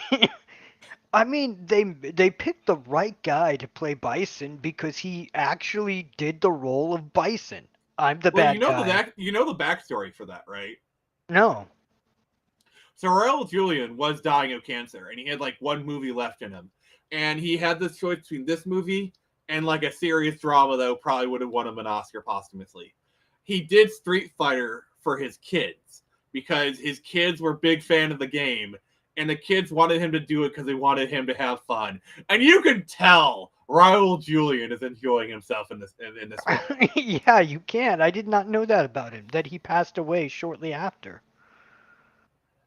Yeah, and he is I love Raul Julian because he is both going over the top, but he's also legit literally the best actor in this entire film, while he's the one going the most over the top. Goddamn, we were robbed of so many good performances of Raul Julian. Mm-hmm. He's like Tim Curry in Muppet Treasure Island. The same over the top, amazing actor doing really over the top stuff when he is like a thespian. Okay. I had to do this. So when Michael Caine did Muppet Christmas Carol, he treated the Muppets like fellow actors. Okay. Mm-hmm. When Tim Curry did Muppet Treasure Island, he wanted to out Muppet the Muppets. That's impressive. And he did it. Only Tim Curry could out Muppet a Muppet. You're talking about Tim Curry. And I'm going to bring it up like we did in the last stream. To space! Okay, Squid, have you seen that clip? I have. Oh, yes. To space! I love it because you just see him cracking a smile. And I think the only reason he angled his head up is because, he was smiling even more. Yeah. And the best part is, that was probably the best take they had. Okay, I'm sorry. I have to play it. Yeah. As he's loading this, which is better? His going into space or him doing God dang it. It's a board game. What the hell is it? Clue. His take at Clue was perfect. Oh my God. Him and Clue. Clue is one I love Clue. I love that movie to pieces. I love Tim Curry. It's sad that he had a stroke in the early 2010s. But yeah. You've rained on my glorious parade. For this, I'm sending everything I've got at you. You can just see it. I won't you let see you it. have the He's satisfaction trying. of catching me. I'm escaping to the one place that hasn't been corrupted by see it. capitalism. Space! I love that. You can I see love his, that so much. you see his the corners of his mouth are going up and up and up and up. Tim Curry for okay. You're saying Tim Curry for later. That's not something we could play on stream. No, you could play it on stream. It's just not related to what we're talking about. It's just Tim Curry. Yeah, But it might be I like think- the best performance. I don't know. It's relevant to the time of We're in year. the back half of the stream. We can go off topic. PS2 was great, guys. There's a, you know. Oh yeah. Oh no. Oh I love this clip. But Are you afraid of copyright? Yeah. I don't blame you. Anything could happen on Halloween. Like it is like the best 80s cheese. Jason, we'll play it after the stream so Jason can see it. Oh yeah. It's been a long time since I've seen the 98 or was it 97? Tim No, this Curry. is the 80s. Oh. It was the 80s? Yeah, it was Worst Witch. I mean, if you just watch it, it is just very clear 80s. Okay. It has some of the worst rhyme schemes in a song I think I've ever heard. Oh, we have the mayor of Work City here in the chat. He says, to answer the title of the video, yes, the PS2 is the best console of all time. Yes. All right. Oh, did you know that Tim Curry at one point was supposed to play the Joker in BTAS? What? He would have done amazing. Like, I can't imagine Mark Hamill not in the role, but I can absolutely imagine Tim Curry doing the role. Yes. If that makes sense. Like, they're both perfect in their own ways. Tim Curry could have pulled it off. He was in Captain Planet. I remember he was the machine dude in Captain Planet, the guy with the computer face. Also, Toxic Love. You go be my slime beneath me, slime up above. Like, how they make Toxic Wake sexy? What the 90s? Look, okay, Fern Gully is like is a trip of a movie. I'm just gonna say. Oh. Hey, Batman! You stink so bad, I can smell you from here! Pew! The Joker's nuts. I don't know that we really. Okay. Pew pew pew. Tim Curry would have done a good job. Yeah, Tim Curry would have done an amazing job as the Joker. But but there is one. There's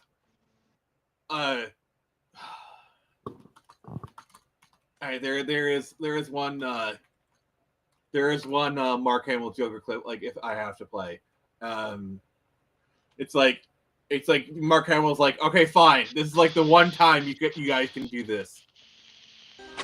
Have a seat. I'll be right with you. That's a real... I give the punchlines around here. Got it? Yes, sir. See, it's been a hoot, as always. But I really must run. May the floss be with you. Like, I'm sure Tim, Mark read that line and be like, guys, come on, like, really? Really? The waist isn't sexy. It's Tim Curry who's acting sexy. Yeah, all right, fair enough. Yeah, that is fair. Well, oh God. He's calling me out. Nick, listen to that song way too much and it shows. I mean, I did watch a lot of Fern Gully when I was a kid. I didn't watch it at all. I watched Captain Planet. Oh, Arlene Sorkin. Yeah, she. Oh, rest in peace, babe. Yeah, may you rest in peace. But if you ever wanted to see Robin Williams rapping, watch Fern Gully. Yeah, Fern Gully is a very early '90s movie. Fern Gully, Mark Hamill, rap. It's got that Ted Turner environmentalism message going on. Very hardcore. There was a brief period there where that was everything. It's still everything. Those people that were doing it then are still doing it now. But at least it was an entertaining movie. At least Captain Planet was still a fun movie to watch, fun show to watch. Yes. You know. Sorry, Yeah. I was about to sneeze, and I didn't want that on the stream. Yeah. Fern Gully. Oh, I haven't seen that movie in forever. To be frank, I've never seen it. I would recommend it. It's a pretty good movie. I watched a lot of those like Don Bluth kind of esque movies, like the 5-0 movies are really good. I will say this though, I watched 5-0 Goes West a lot more than the original, and yeah, 5-0 Goes West is a favorite of mine.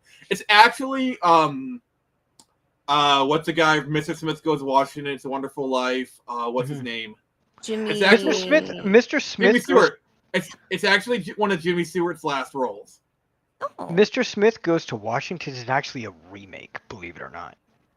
It's an old 1940s, 1950s movie originally. Well, Mr. Smith Goes to Washington is from 1939, starring Jimmy Stewart. That's what I was referencing. Okay, that's the movie I'm talking about. Yeah, E-Girl Harley.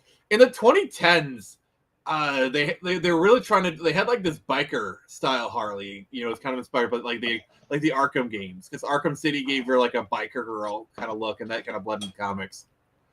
Wait, there's a sequel to Fern Gully. Is it one of those like Disney direct-to-video ones where like it's absolute? You know what? I bet it's on par with like the Land Before Time sequels. If we're looking at budget, I bet it's somewhere along there. How many Land Before Time sequels did they make? Was it like 15?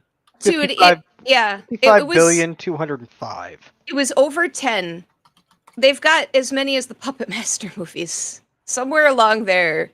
I remember as a kid, I think I stopped watching them around Land Before Time, like 5 or 6. I think the last one I watched was when the Stegosaurus finally started talking. Even as a kid, I refused to watch beyond the first Oh one. my I was god! like, no. The last Land Before Time was Land Before Time: Journey of the Brave. Came out in 2016. What the heck? They were milking that franchise for everything. Bleepity bleep bleep bleep bleep bleep bleep bleep bleep bleep. The bleep is going on there. The first Land Before Time is really good. That's fully a Don Bluth movie. The first. Oh, one's it's good. amazing. Yeah, it's amazing. I'm not gonna put down the first Land Before Time. They sequeled it to death. Yeah. Their only rival in sequel numbers is Friday the 13th. That's it. So I'm looking at the Wikipedia right now, and looks like they made them fairly steadily up until 2007, and that was Land Before Time 13. And then you jump to 2016, and they make another movie. Like, so it's just kind of weird. So they made, yeah. You know where I saw Land Before Time was in first grade. In class, our teacher showed it to us after it came out on VHS. Oh, that's nice. And traumatized the entire first grade class when Littlefoot's mother dies. Imagine a room full of first graders, freshly out of kindergarten. Okay, guys. Oh, you want to know a really good way to traumatize children is what you do is like, okay, guys, we went to this farm. I know you just petted a lot of bunnies, so we got about a 2-hour ride back in this bus. So I'm gonna play this movie called Watership Down. You know what? If I was evil, I would literally, I would take, like, this is me being full psychopath, all right? I would take them to, like, you know, let them pet a bunch of bunnies, and then have them watch Watership Down. That's me being evil. Like, no, I'll see you that and raise you 2.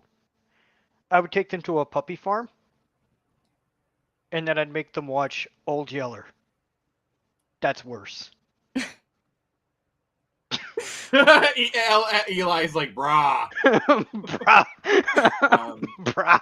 Yeah, honestly, like, I feel like kind of sad because I feel like if Don Bluth came out with an animated movie, it would probably be pretty good.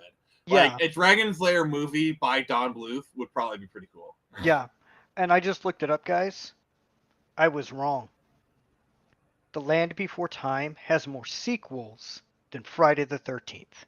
Yeah, I was looking it up myself. You know, we were just talking about that a few minutes ago.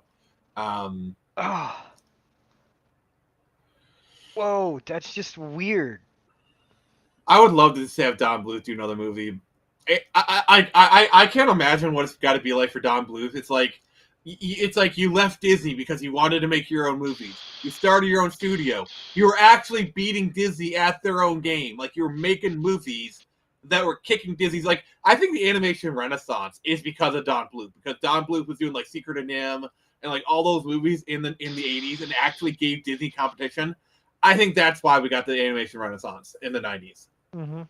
Yeah, I could see that. His movies were really now big. Disney owns them all. Yeah, that's what I was leading to. Like, how disheartening it has to be for, like, all your movies are now just Disney's anyway. Also, like, imagine if they made Anastasia a Disney princess. They're not going to do that. They can't do that, actually. Why? If they were to try to do that, that would piss off Russia in yeah, more ways than you can imagine. Yeah, because, like, the whole conceit of Anastasia is, like, well, what if she didn't actually die, but she, like, hid and whatnot? Like, but, like, I think Jason kind of pointed out to me, like, they actually have identified her body. She actually did die in the massacre. There was a young woman, and I'm gonna be honest with you. The reason the Anastasia anime that we love is based off a woman who fell in the London River, has amnesia of who she is, but she could still act and take photos of herself as if she was an 18-year-old or whatever Anastasia. She thought that's who she was, but she had amnesia. So it could be any number of reasons. But that's why Anastasia, the cartoon, exists, because they didn't find her body until around 2011. So there's that. We need a Quest for Camelot needs some love. Mm-hmm. Hell, I think I saw it once. It was pretty good. they need to do an honest to God Merlin movie. Hear me out. The real Merlin is based off an actual Welsh man by the name of Myrddin Wilt. That's his name. Thing is, Merlin was always this esoteric, out living in the wilderness kind of guy that did magic. Not this. Have you I live seen in the a BBC tower. show? Have you seen the BBC? I've seen the BBC show, and I like it. I'm not sorry. going to say it's bad. I'm not going to say I hate it. It's very much like a mid 2000s BBC kind of show, but it's in that, like, you know, Doctor Who kind of mold. But I love it. It's just I loved it up to a point. They were doing Morgan Le Fay right. The earliest versions of Morgan Le Fay in Arthurian legend, she's a good guy, not a bad guy. Then stories came out later that painted her as the bad guy, but she's not. She's actually adorable. Have you seen the Merlin show from the 2000s? I have not. It's basically like Smallville, but it's basically the Smallville approach where it's like, all right, well, Merlin and Arthur are teenagers, like, and they hate each other. Oh my God, are they going to be best friends later? It's like, it's basically like Merlin started. It's very Smallville. Like, now that I think about it, it makes perfect sense. Because they got, like, young Merlin learning his stuff. Magic is outlawed. Arthur is kind of an a-hole, but, like, they pair them together. They learn to like each other. They got Uther Pendragon, played by Anthony Head, who does it brilliantly. Giles from Buffy. Yeah, I know him. He's Morgan great. Le Fay. She's actually played by the woman who later go on to play Lana Luthor in Supergirl. Mm-hmm. And she did both roles very well, to be honest. Yeah. So yeah, it's a great show. The only thing is, you can start to see some of the modern day stuff creeping in, because they have a black Guinevere. They call her Gwen, but the actress is actually really good in the role. Like, it works, you know. Like, she's actually good in the role. That's the thing that I won't fault that show for, because the Arthurian story is a legend in its own right. Nobody's really described how they look.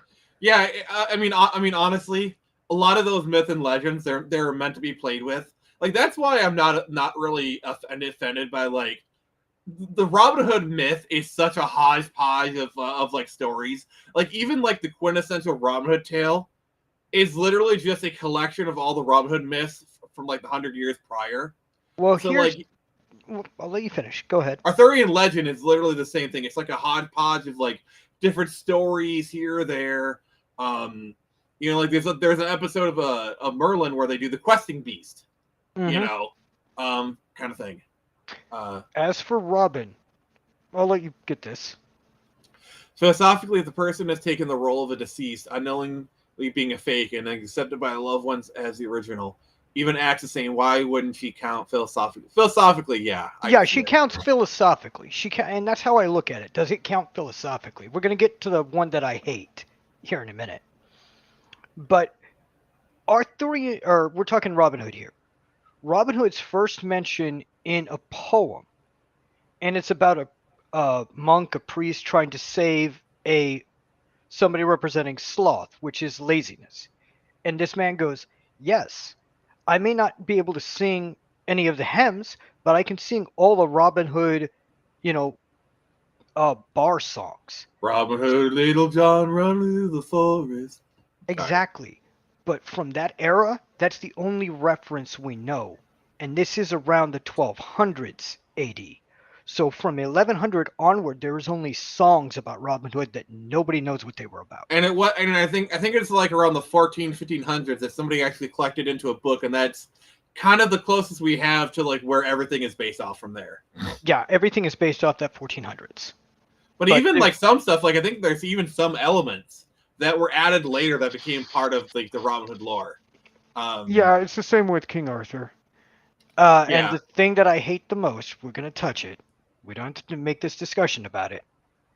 God of War, far worse than any other movie, bastardized Greek mythology to the 12th degree.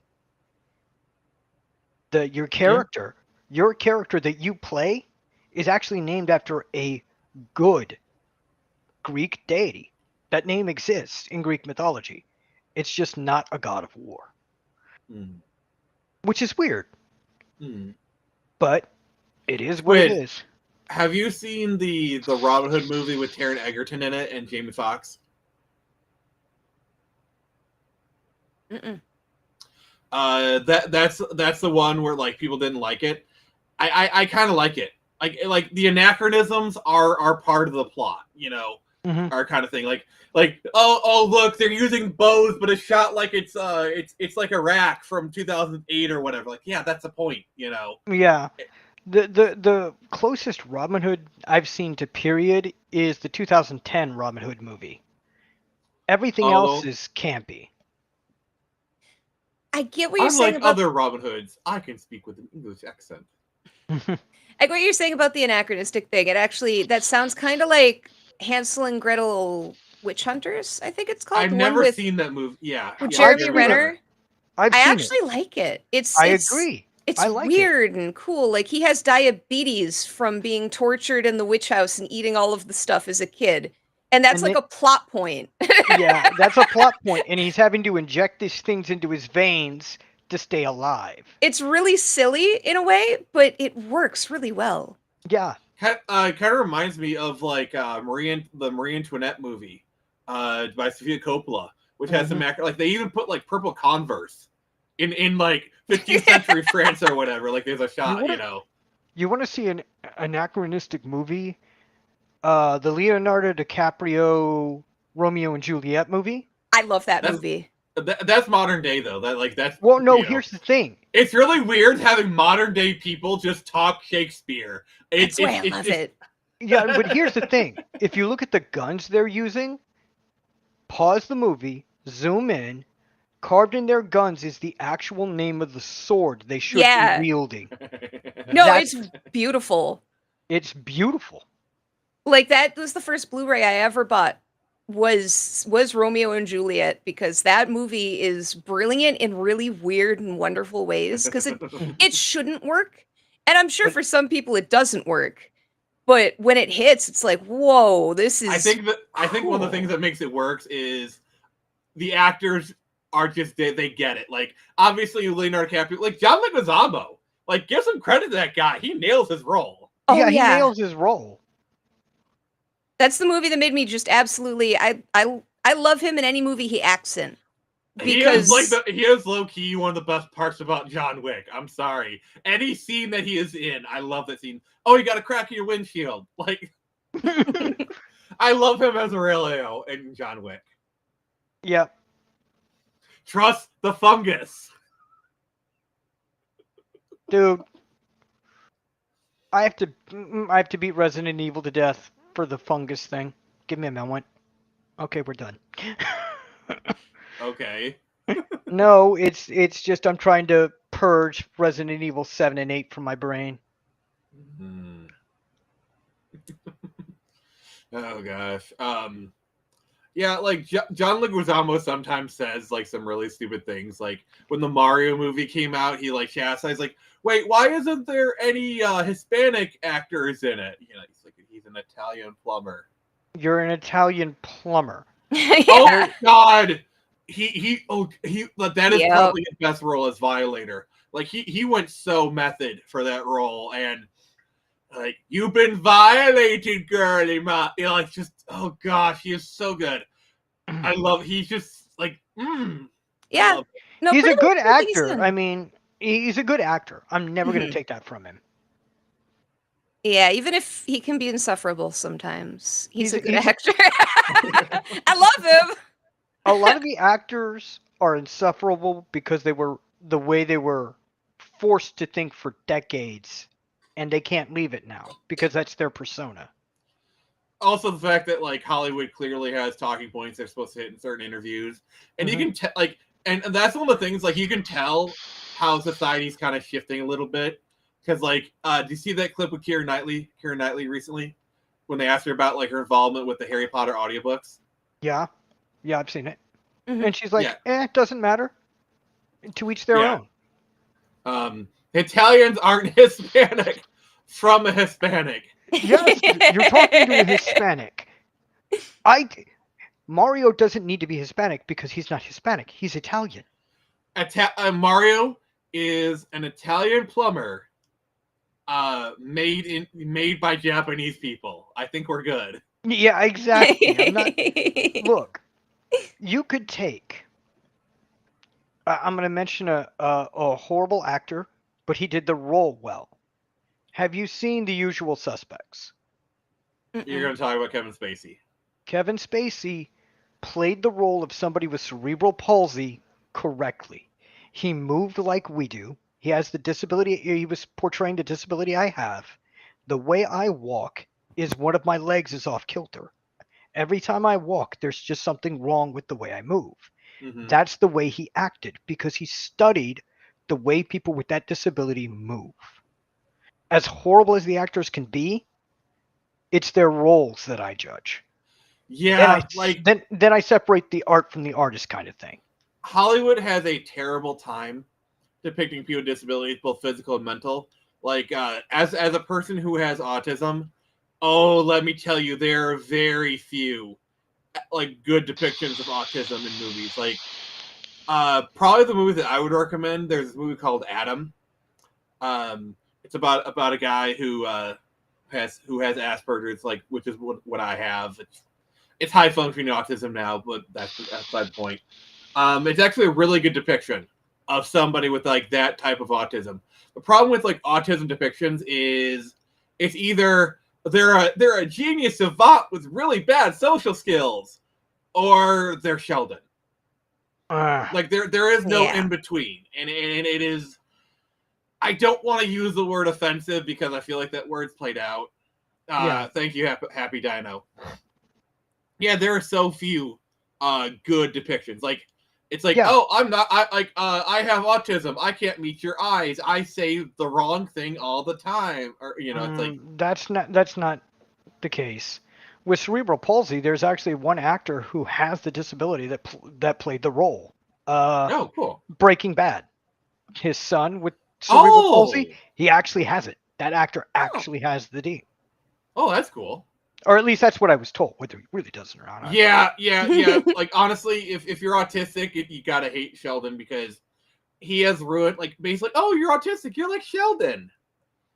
Like, to so many people, when they hear autistic, they think of Sheldon, and it is it's hard. See, I've never seen that like movie. I'm on the higher end of the spec. I'm on the higher functioning side of autism. So, like, a lot of people sometimes you can't tell or whatever, and that's even more infuriating. The Accountant movies. Okay, I got to see the movies then, because Ben Affleck is actually a better actor than people give him credit for.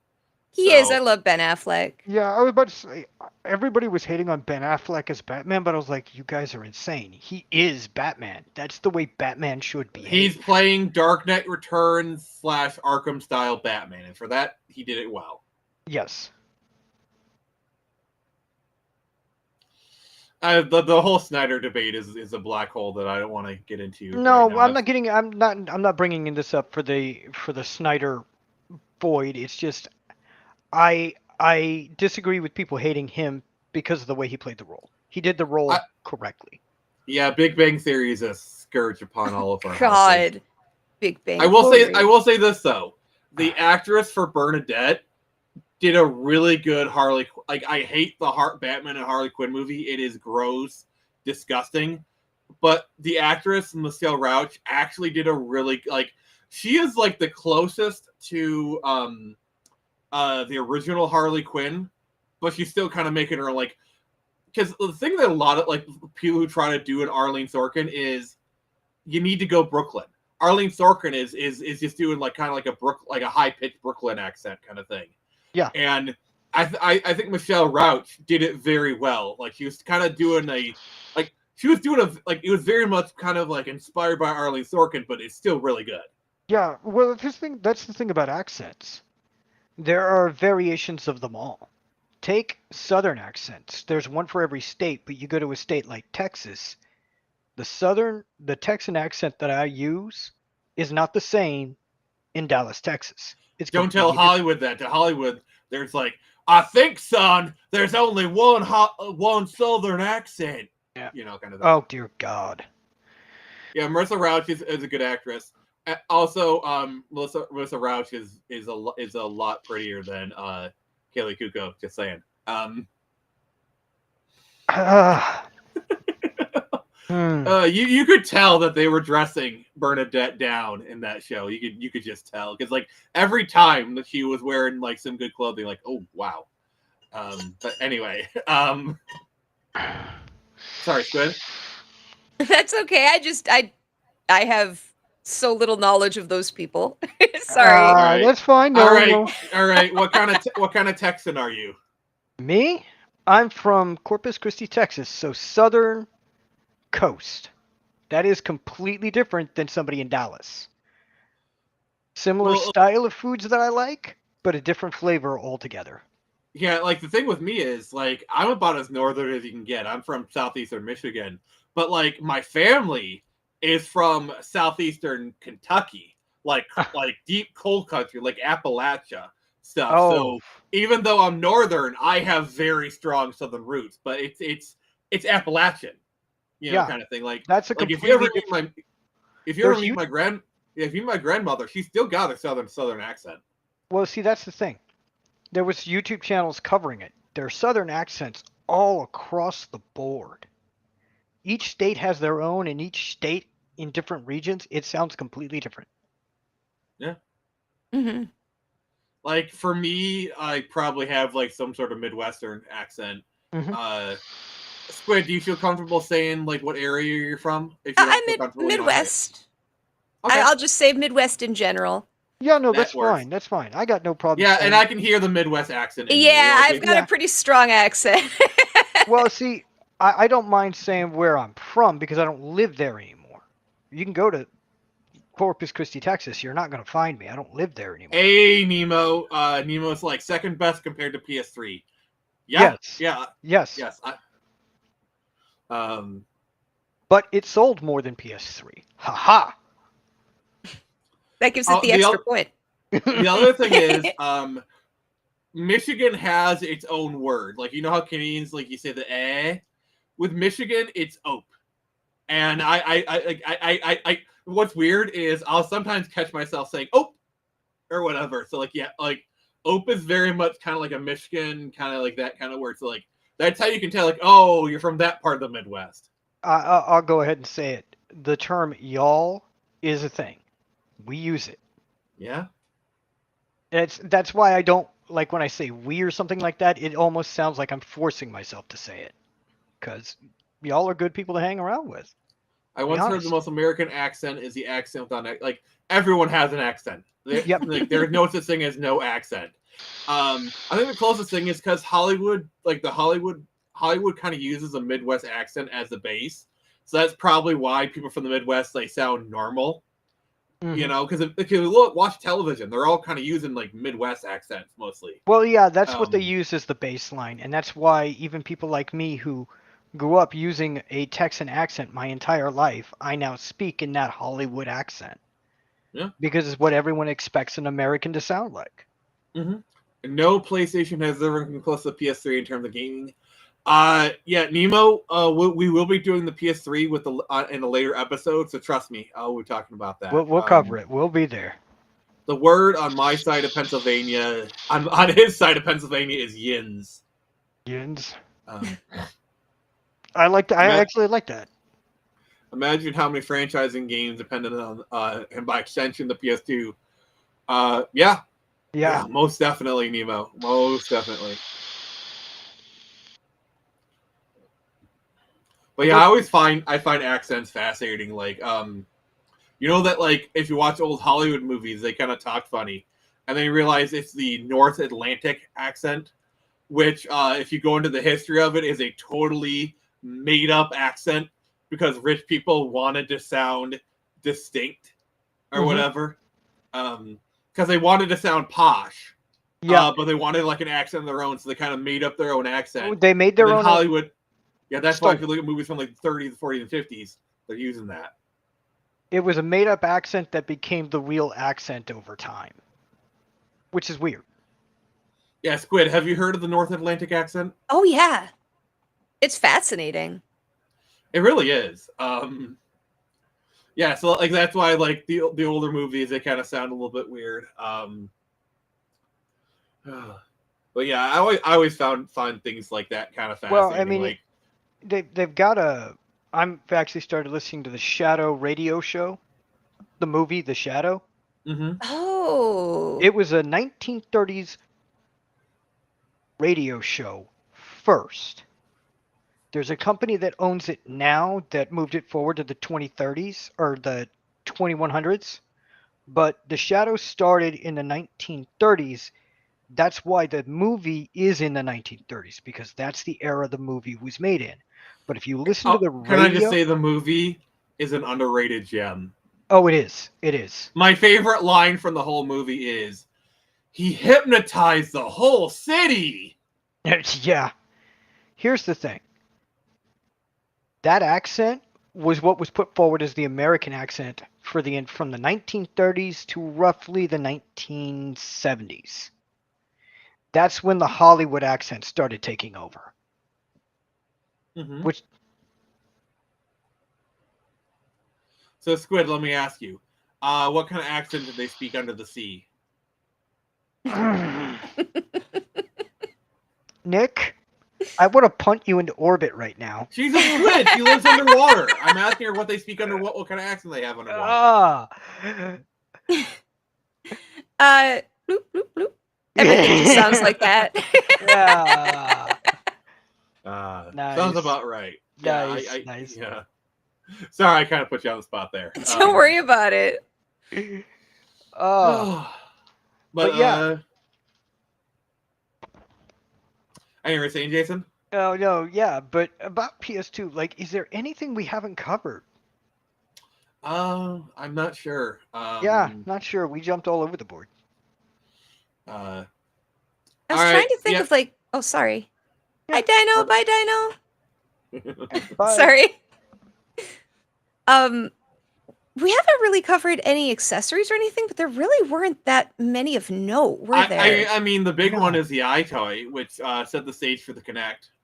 Yeah, The Oh, yeah. iToy was good. The only things that I got for the PS2 as accessories were the see-through controllers. Not gonna lie. Oh, you mean the little brother controllers? Yeah, the controllers that were transparent. Because You could see the controllers were so expensive that like everyone had like the official controller, and then they had the GameStop Pelican controller that their little brother used, or the guest controller. yeah, the see-through controllers that were made on the side. All of that. I had them. Squid, do you remember those? Oh yeah. My main controllers were both. I think it was Mad Catz, honestly, because they were SmackDown. They were SmackDown controllers, and I was so into wrestling in the PS2 era. I was like, yes, I want the wrestling controller. So I used them willingly. I chose to use it because it looked cool. Yeah, that was the main thing. Was the look cool controllers that were sold on the side that were not official, but Squid, PlayStation allowed it. can I show you a controller that you're gonna want to hit eBay out for? Oh God. There is a slime controller for the PS2 that came out with Dragon Quest VIII. Those novelty controllers are so strange. Was the Army of Darkness one for the PS2? Now that I think about it, that was a chainsaw, or was that Xbox? I think that was Resident Evil. I think that's for the GameCube. There was, yeah, maybe. Evil controller. I feel like there was an There we go. There Army we go. of Darkness Oh, controller. you looked it up? Okay, let me take a look. Resident Evil 4. Wow. Resident Evil 4, that's such a good game. Yeah. I tend to think of it more as like a GameCube game, honestly. I think of it as a Wii game because it's with the Wiimote, it is an amazing game. Like, it's a great game, but if you play it with the Wiimote, it is very accurate. Like, they've redid the controls so that you can use motion for the gun, and it works perfectly. It might be the best way to play it. I'll take your word for it. I don't have a Wii, so I can't test that out myself. But yeah, I think Dragon Quest finally established its foothold in the West with Dragon Quest VIII.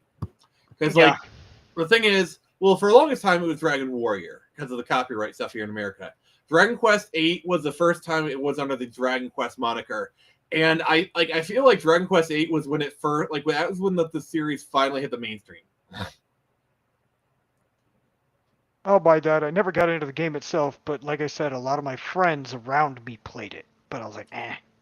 Well, the thing is, they kind of did a Tobal #1 because they sold the game with a demo for Final Fantasy 12. So I think a lot of people bought it because of that. But yeah, it's just I don't know. There's kind of like a thing where it's like after Dragon Quest VIII is when you start to see more people recognize the Dragon Quest series. Yeah, I'll buy that.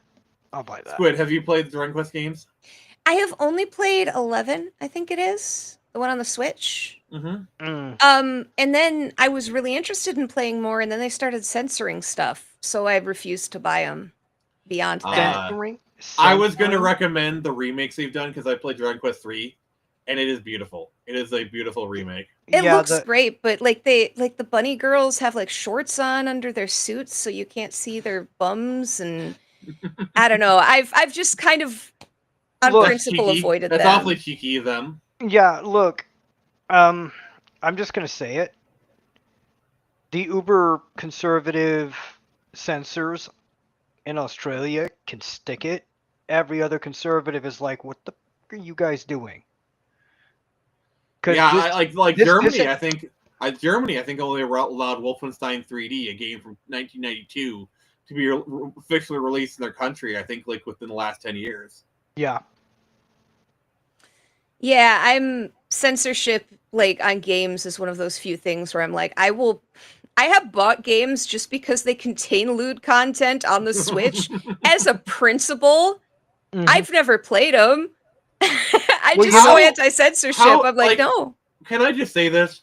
How crazy is it that of all the console makers, Nintendo by and large is the one that censors the least? How weird is that? It's so weird is that? It's weird. And here's the fun part.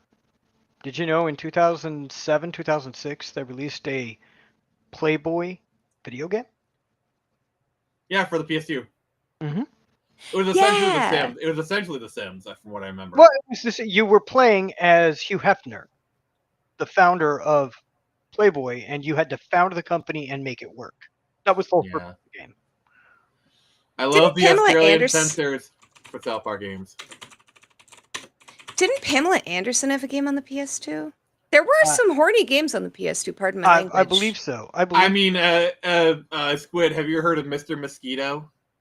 Yes.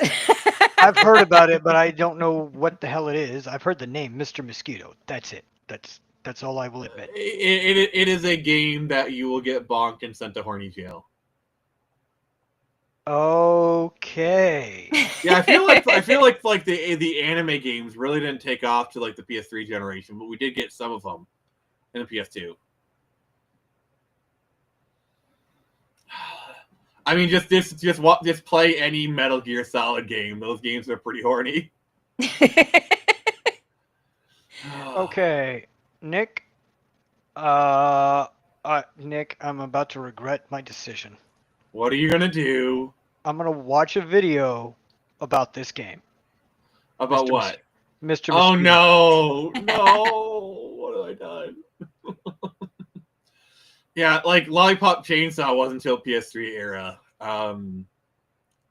Hats off to the devs for Repop, where they included classic mode or whatever. Yeah. You know, I never played Lollipop Chainsaw, but I love Suda 51, and I believe that's a Suda game, right? So, I actually imported the Japanese physical version of Repop just so I could have it to play it, because I've heard nothing but great stuff about that.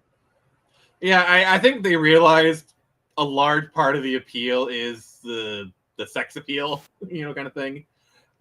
Like also the fact that they continued the achievement of like, oh, I swear I did it on purpose, kind of thing, like the upskirt achievement. Okay, I just watched it. You're playing as a mosquito and you're flying around very beautiful women. Okay, I get it. What the hell? Very Japanese. I'm assuming it's Japanese. It is. That's a game to play on stream. But yeah, I think another game I just want to at least briefly mention is Shadow of the Colossus. Yes. You know, I never played that one, but it was really big, wasn't it? Yeah, it is. I actually have the song from that game on my writing, not stream, my writing library. I have just a bunch of songs from the 70s, 80s, 90s, and early 2000s. And that song is one of them. That's awesome. I was just realizing Resident Evil was pretty quiet during the PS2 era. Because like they did RE4. There was Veronica. That was a Dreamcast game. It was on the PS2, wasn't it? No, it was Veronica X. They re-released. Oh, Veronica X. That's the one I'm thinking of. Sorry. Yeah, but like we got 4, and then they did like Mercenaries and Survivor, but not much. It really isn't. The one that they're bringing back into canon now was released on PS2, where you were playing other people who survived the Raccoon City incident. I played that game. There was Resident Evil 0. That was a GameCube exclusive. I think that one remained a GameCube exclusive. They did the remake. Like there's some GameCube action. GameCube got a lot of good Resident Evil love. But the PS2 and other systems, like, did 4 ever come to the Xbox? No. Not that That is a very, very weird omission. Now, let me see. I'll search it. You don't have to.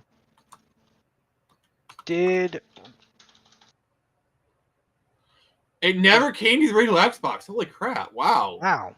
Okay, you beat me to it. Like, that is a very weird omission, because Resident Evil 4 is like one of the most ported games ever. I mean, it came to the Xbox eventually, like 360 and whatnot. But not coming to the original is very weird. Well, no, see, Capcom had cornered themselves into a weird box when the GameCube came out, because they swore to release it solely for the GameCube for so many years. That's why there were very few Resident Evil games that came out until 2010, 2011, because it was like Resident Evil 5. When did Resident Evil 5 come out? I'm curious. Resident Evil, yeah, you're gonna have to look that up. Resident Evil 5 was their first break from Nintendo. 2009.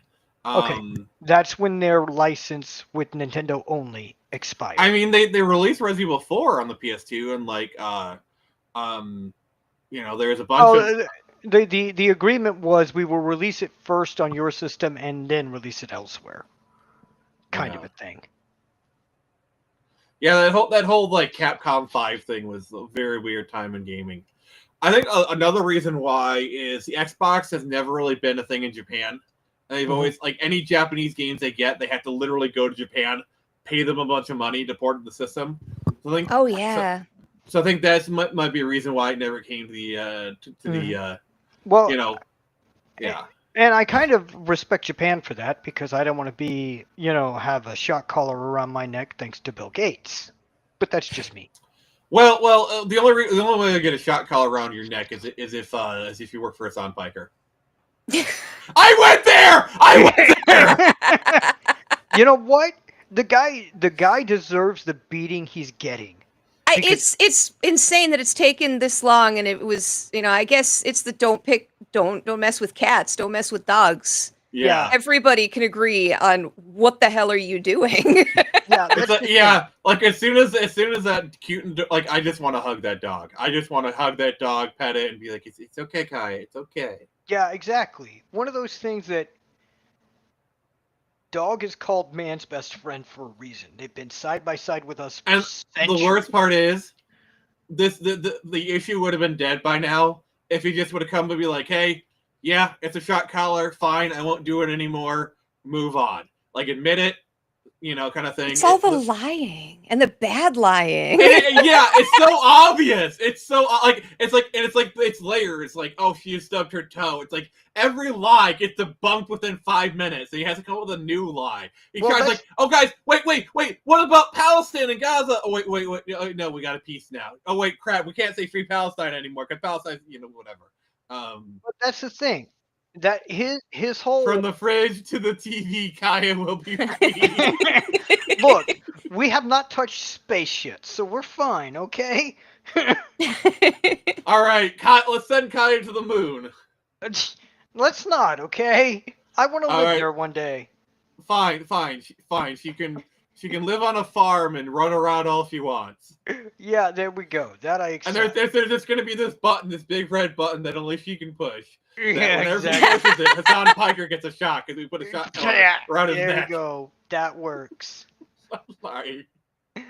Normally, I don't comment on like all the politics stuff, but this is just such a really It's a horrible thing to do, and they keep selling themselves as they're the greatest, the best at everything, and then you see their real selves. Yeah, and it shows their whole insular, super elite, rich clique of Twitch streamers for what they are. All the LA people running defense or whatever. And like Twitch, it's like this. Like, there's a reason why I don't like. Okay, technically we're streaming on Twitch right now. We're on the because I do the YouTube, X, and Twitch. Like technically we're on Twitch right now. We are streaming to Twitch live right now. But like YouTube is my main platform. The reason I don't really have Twitch be my main platform is because of all this bullcrap. Oh yeah. And the fact that if you try and mention the stuff, you get insta banned on his stuff now. Like Twitch themselves are running defense for this guy, which is a whole level of disgusting. Yeah. Oh, it's terrible. It's terrible. As a VTuber, Twitch is kind of unfortunately where it's at. I've tried Kick and I've tried YouTube, and there's just no traction there. It's like Twitch is the only place people find you when you're a VTuber. So well, yeah, the only you're VTuber stuck. I know. Better not show any bare shoulders though. What? Oh yeah. No, people have been banned for very small things, very very small things like showing their hips. VTubers can't. You can have real women in a hot tub bouncing up and down for subs. But, in tiny bikinis. You can literally commit animal abuse on stream. Yeah, but you can't show your hips as a VTuber. They will ban. They've done it many times. Wait, you're serious? So, if your fictional, not real avatar shows their hips, you get banned? If somebody's watching you, yeah. If it's the right portion of the hip, they just say you can't show the hip. And the hip region is what they call it. And they're not specific. So they can just choose if it's too much or not. It's a thing with VTubers, unfortunately. And especially the ones that... But women can give birth on Twitch, and it's okay. Yeah. You can do pretty much anything if you're not an anime girl. Yeah. Anime racism. Yeah. I'm sorry. I don't want to go there, but yeah, like honestly. Oh yeah. I am 100% sympathetic to your plight, Skadorable. It's bullcrap. This is ridiculous. It is. You know what? Send all these people to another planet and let them create their world there. That would be really funny, and then we'll just put a camera and watch. So everyone watching this, I'm going to share Squidorable's Twitch again. Please give her a follow. She is an amazing person. I love having you on. I will probably have you on at some point again in the future. I'd love to come back. It's fun. Yes, always fun when you're here. But we'll probably start wrapping up here because I got the rumbly in the tummy. I gotta make some food. I haven't eaten all day today. Well, I just had my two what is it? The Pizza Pockets, Hot Pockets. Oh. Ooh. That's what I had for dinner. 2 Hot All right, Pockets. real quick before we go.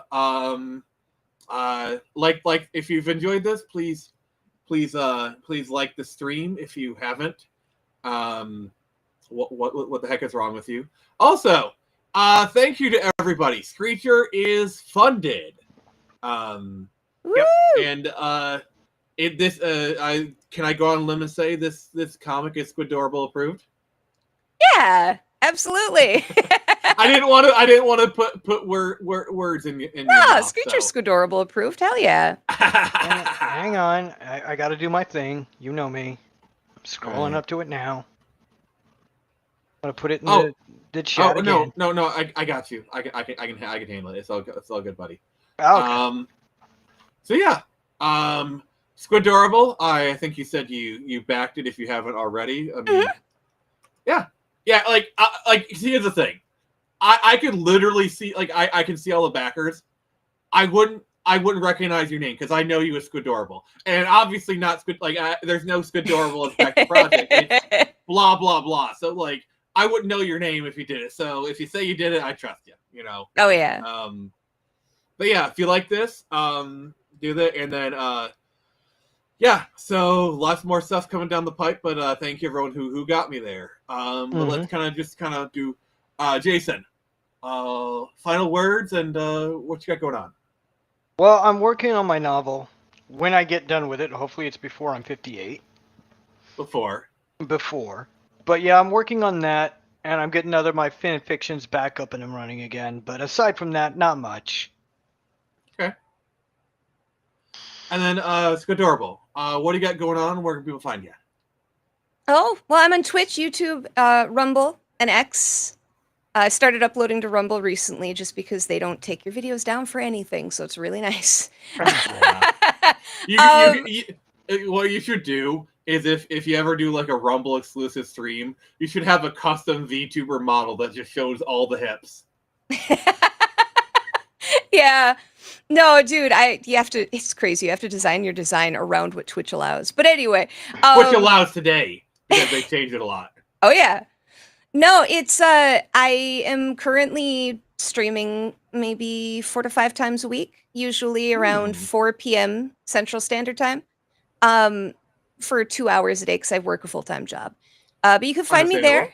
Probably going to be doing a lot of rogue streams, like guerrilla streams, because Pokemon is out and I am wanting to play it very much. So probably going to stream some Pokemon tomorrow. I think tomorrow, as long as the DM is down for it, we have a tabletop RPG every Saturday at 10 in the morning. Nice. We're playing a Sailor Moon tabletop RPG that takes place in the future of the Sailor Moon universe. It's actually really, really fun. And that's with Eli. What sailor are you? What sailor are you? I am Sailor Midas. We use the Discami system. It's the big eyes, small mouth variation for Soldier Loon is what the system is actually called. It's an off-brand Sailor Moon because they couldn't get the license. But it's it's called the Tri-Stat system. It's really good. Allows for a lot of freeform. I've had one of the books. I know what you're talking about. I'm a PF1 D&D Hell yeah. 5e. That's my usual squeeze. See, But I'm I've a done everything. 3.5. I'm 3.5, but Pathfinder First Edition. Too, I've so. mostly played either First Edition or Fifth Edition. Mm-hmm. Yeah, D&D First Edition is a pain in the. It's not. It's simple, but like the big thing is descending armor class. Like having a -3 armor class is really freaking good, and it just for a lot of people it just breaks the brain. Well, yeah, no, that's what broke the brain for me was Thaco. We will not talk about Thaco. Thaco is wacko. So, Squid, real quick, how is the new Pokemon game? I'm loving it.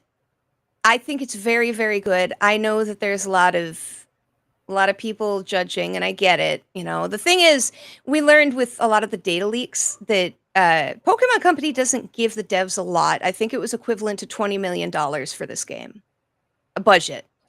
Wow. So they're working on a shoestring budget when they make these games. The Pokemon Company puts most of its effort into merchandising. So like if you compare it to a PS5 game or, you know, a really new recent game, like even Digimon, it's not going to stack up in the graphics the thing department. that I say, it's like, look at any Pokemon game, look at Breath of the Wild. Yeah. Look at Xenoblade Chronicles 2. Like, you can make good graphics like this. You can make games look good on the Switch. Yeah. Like, you can make them look beautiful, amazing on the Switch. Game Freak struggles with that a lot. But in spite of, and the graphics are better on this. I'm playing it on the Switch too. But I'm having such a fun time with it. The new real-time combat system they thought up is really fun. I thought I wouldn't be able to handle it, but it's a good time. I will say this though. I think Sword and Shield is the worst Pokemon game ever. Yes, I 100% agree with you. That's the game series I boycotted. Afterwards, I think they got better. Like Legends Arceus, great. Scarlet and Violet, it has problems, but from a gameplay perspective, they were trying. They were clearly trying. Did they succeed? Mostly. I think like the whole open world concept, it was a bit like what it could have used a little bit work, but I'll give them points for at least trying. Legend Arceus, I loved. I love that game. Yeah. I'm gonna be selling myself out here. The last Pokemon I played was in 2007. Okay. I haven't played since. It's just the thing for me is it's like when you see the spin-off games they do, like look at new Pokemon Snap. Looks gorgeous, looks beautiful. Yeah, I think Bandai Namco did that one. Yeah, and then the Mystery Dungeon remake. Oh my god, like that art style is gonna hold up forever. Like it has like this kind of cel-shaded paintbrush style that looks amazing. So Pokemon can look good. It's just putting in the time and effort to do it. But from a mechanical standpoint, I'll give them credit. They're trying. Yeah. Honestly, I will say something very specific. As like I've been playing since Red. The first time I got a Game Boy was when I bought Red when it came out. Same. I'm a full well, my grandmother got get this 7 Game Boys. 7. Oh gosh. Wow. And Pokemon. She has 9 grandkids. 2 of them were too young to play it. Holy cow. That's awesome. Everyone else was of age. Me and John being the oldest. Squid, you know? Oh, people say I'm not a Pokemon fan, eh? Oh, I'm so not a Pokemon fan. Ooh, you're showing off. This is my main 3D. Like, this is $500. This is actually, that's like, really expensive. Valuable. That's very expensive. I bought this brand new, by the way. Good. I'm glad you managed to. Those were hard to get. Yeah, I pre-ordered it at my local GameStop. This is my main 3DS. I actually still play this 3DS. It's modded, by the way. Which, by the way, a modded 3DS is so great. Yep, I actually have a spare one just to sell to somebody because I love them. It's fun to put together. Well, look, if you want to make $5 million, I used to be a video game collector. I sold off most of my stuff. It is so weird that this is the most valuable thing in my collection right now. But look, if you want to make $5 million, just slide it on eBay. You should come out bang. Yeah, 3DSs were starting to get cheap, but like once it became easy to mod them, they like, yeah, like I'm not selling this partially because it's really expensive, also because like let's say I wanted to just I want a cheaper 3DS. They don't have to worry about being valuable. They're still like expensive, like $200-300. You know. Yeah. No, sorry. I can't see myself buying a Vita. I can't. Like I love the PSP. Actually, I have my PSP right here. PSP is like one of my favorite consoles. But like I can't like all the Vita games, all the good ones. Like okay, Uncharted Golden Abyss. That's maybe the only one I want to play. All of them you can just get on PS3 or elsewhere. And like a Vita is still $200-300, like at least $200 for a Vita. You know, and I'm just, at least with a 3DS, you're getting unique experiences, and also the best way to play DS and 3DS games are on a DS. Like I know some of the Chinese consoles are starting to release dual screen handhelds that are getting pretty good. Like I know I think Ambernick or AAYN just released one that looked pretty good. Like I think it's like Ain Thor or something. But still, the best way to do is on a 3DS. You know, so. When I wanted to mod that extra 3DS, like I wanted to mod another one because I had so much fun. Yeah. What I had to do was go to one of the Japanese proxy sites, get a Japanese a Japanese 3DS, and you can mod it. Yep. And you can mod it, and it's still cheaper, even with tariffs right now, to do that than to get an American one. Yeah, this is a new 3DS LL. And look at that. Look how good that looks. Yep, that looks amazing. Yeah. The thing is, these tariffs are actually designed to hurt the companies themselves. Those prices don't come to I don't want to get into this. I'm just saying the noise that people are making is nonsense. That's all I'm saying. That's your opinion. This is from a business. I got an associates in business. Jason, please. That's it. That's it. This is sorry. Just I don't mind like mentioning them, but like just talking about them, that's a little bit too much into politics. That I no. I'm not going into the politics of it. This is all the business. It's for the company to take. My wife just booted up my old 3DS just to play old games we have already. Yeah, like that's the cool thing about modded 3DSs is you can actually just download all the games directly onto your 3DS. It's really cool. Like, it's so simple. It's crazy. Once you get it figured out, it's like, oh my God, the world opens up. Like I don't have it. I have a new 3DS, but it's not modded. My modded one is my old 3DS XL, and it can play some Super Nintendo games because there are modded versions of those games that are actually able to run on the old 3DS hardware. Mean, to be fair, my PSP can play Super Nintendo games, so. Oh, I know. I don't have a PSP though. So it's really nice to be able to play like Legend of the Mystical Ninja and stuff because people put the time to optimize it for older software. And then there's fan translations. Like, for example, I have a fan translated version of Dragon Quest Monsters 2, which never came out in the US, but they did a full-on 3DS remake, and it's fan translated, and it's really freaking cool. That's awesome. Oh, I'm afraid I'm gonna have to bail. I have a delivery coming, and they're almost here, so I've got to run. That's fine. I was starting to wrap up anyway. Sorry. Yep. See ya. All right. So, thank you, Hooded Raven, and Hooded Raven. I have a 3DS, and if your wife or you ever wants to battle Pokemon with me on 3DS, let me know. I could probably pull it off. Oh gosh, my friend keeps telling me to mod my 2DS. Yeah, I'd say do it. Do it. Yeah, you will not regret it. I broke my 2DS. YouTube froze, and I thought it was just. Oh. All right, Skadorable has left the building. Oh, sorry. I guess I turned my visuals off. I just wanted to say bye, guys. Bye. Bye. Sorry, I gotta go. Yep. No. She's got the call of food. I get it. So, we're going to wrap up here. All right, so quick little housekeeping before we go.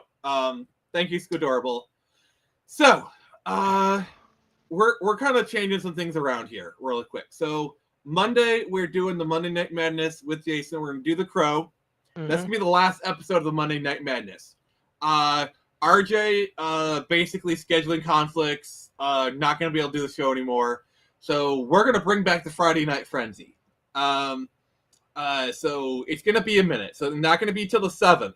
So next week we have our multiplayer stream, and the Monday stream. And then on the 31st, we'll be going at 6, and we're going to be playing Condemned for a Halloween stream. That's for Hooded Raven. And then the week after that, we'll be doing the Friday Night Frenzy on the 7th. So that's how things are going to go. So we're going to do one more episode of the Monday Night Madness, and then we're going to move it back to Fridays. That'll be really sweet. So the Friday stream is coming back. Jason's going to be the co-host. And basically, I'm just going to combine Comics Watch, Game Watch, and what was Friday Night Frenzy. Basically, it's going to be the everything stream.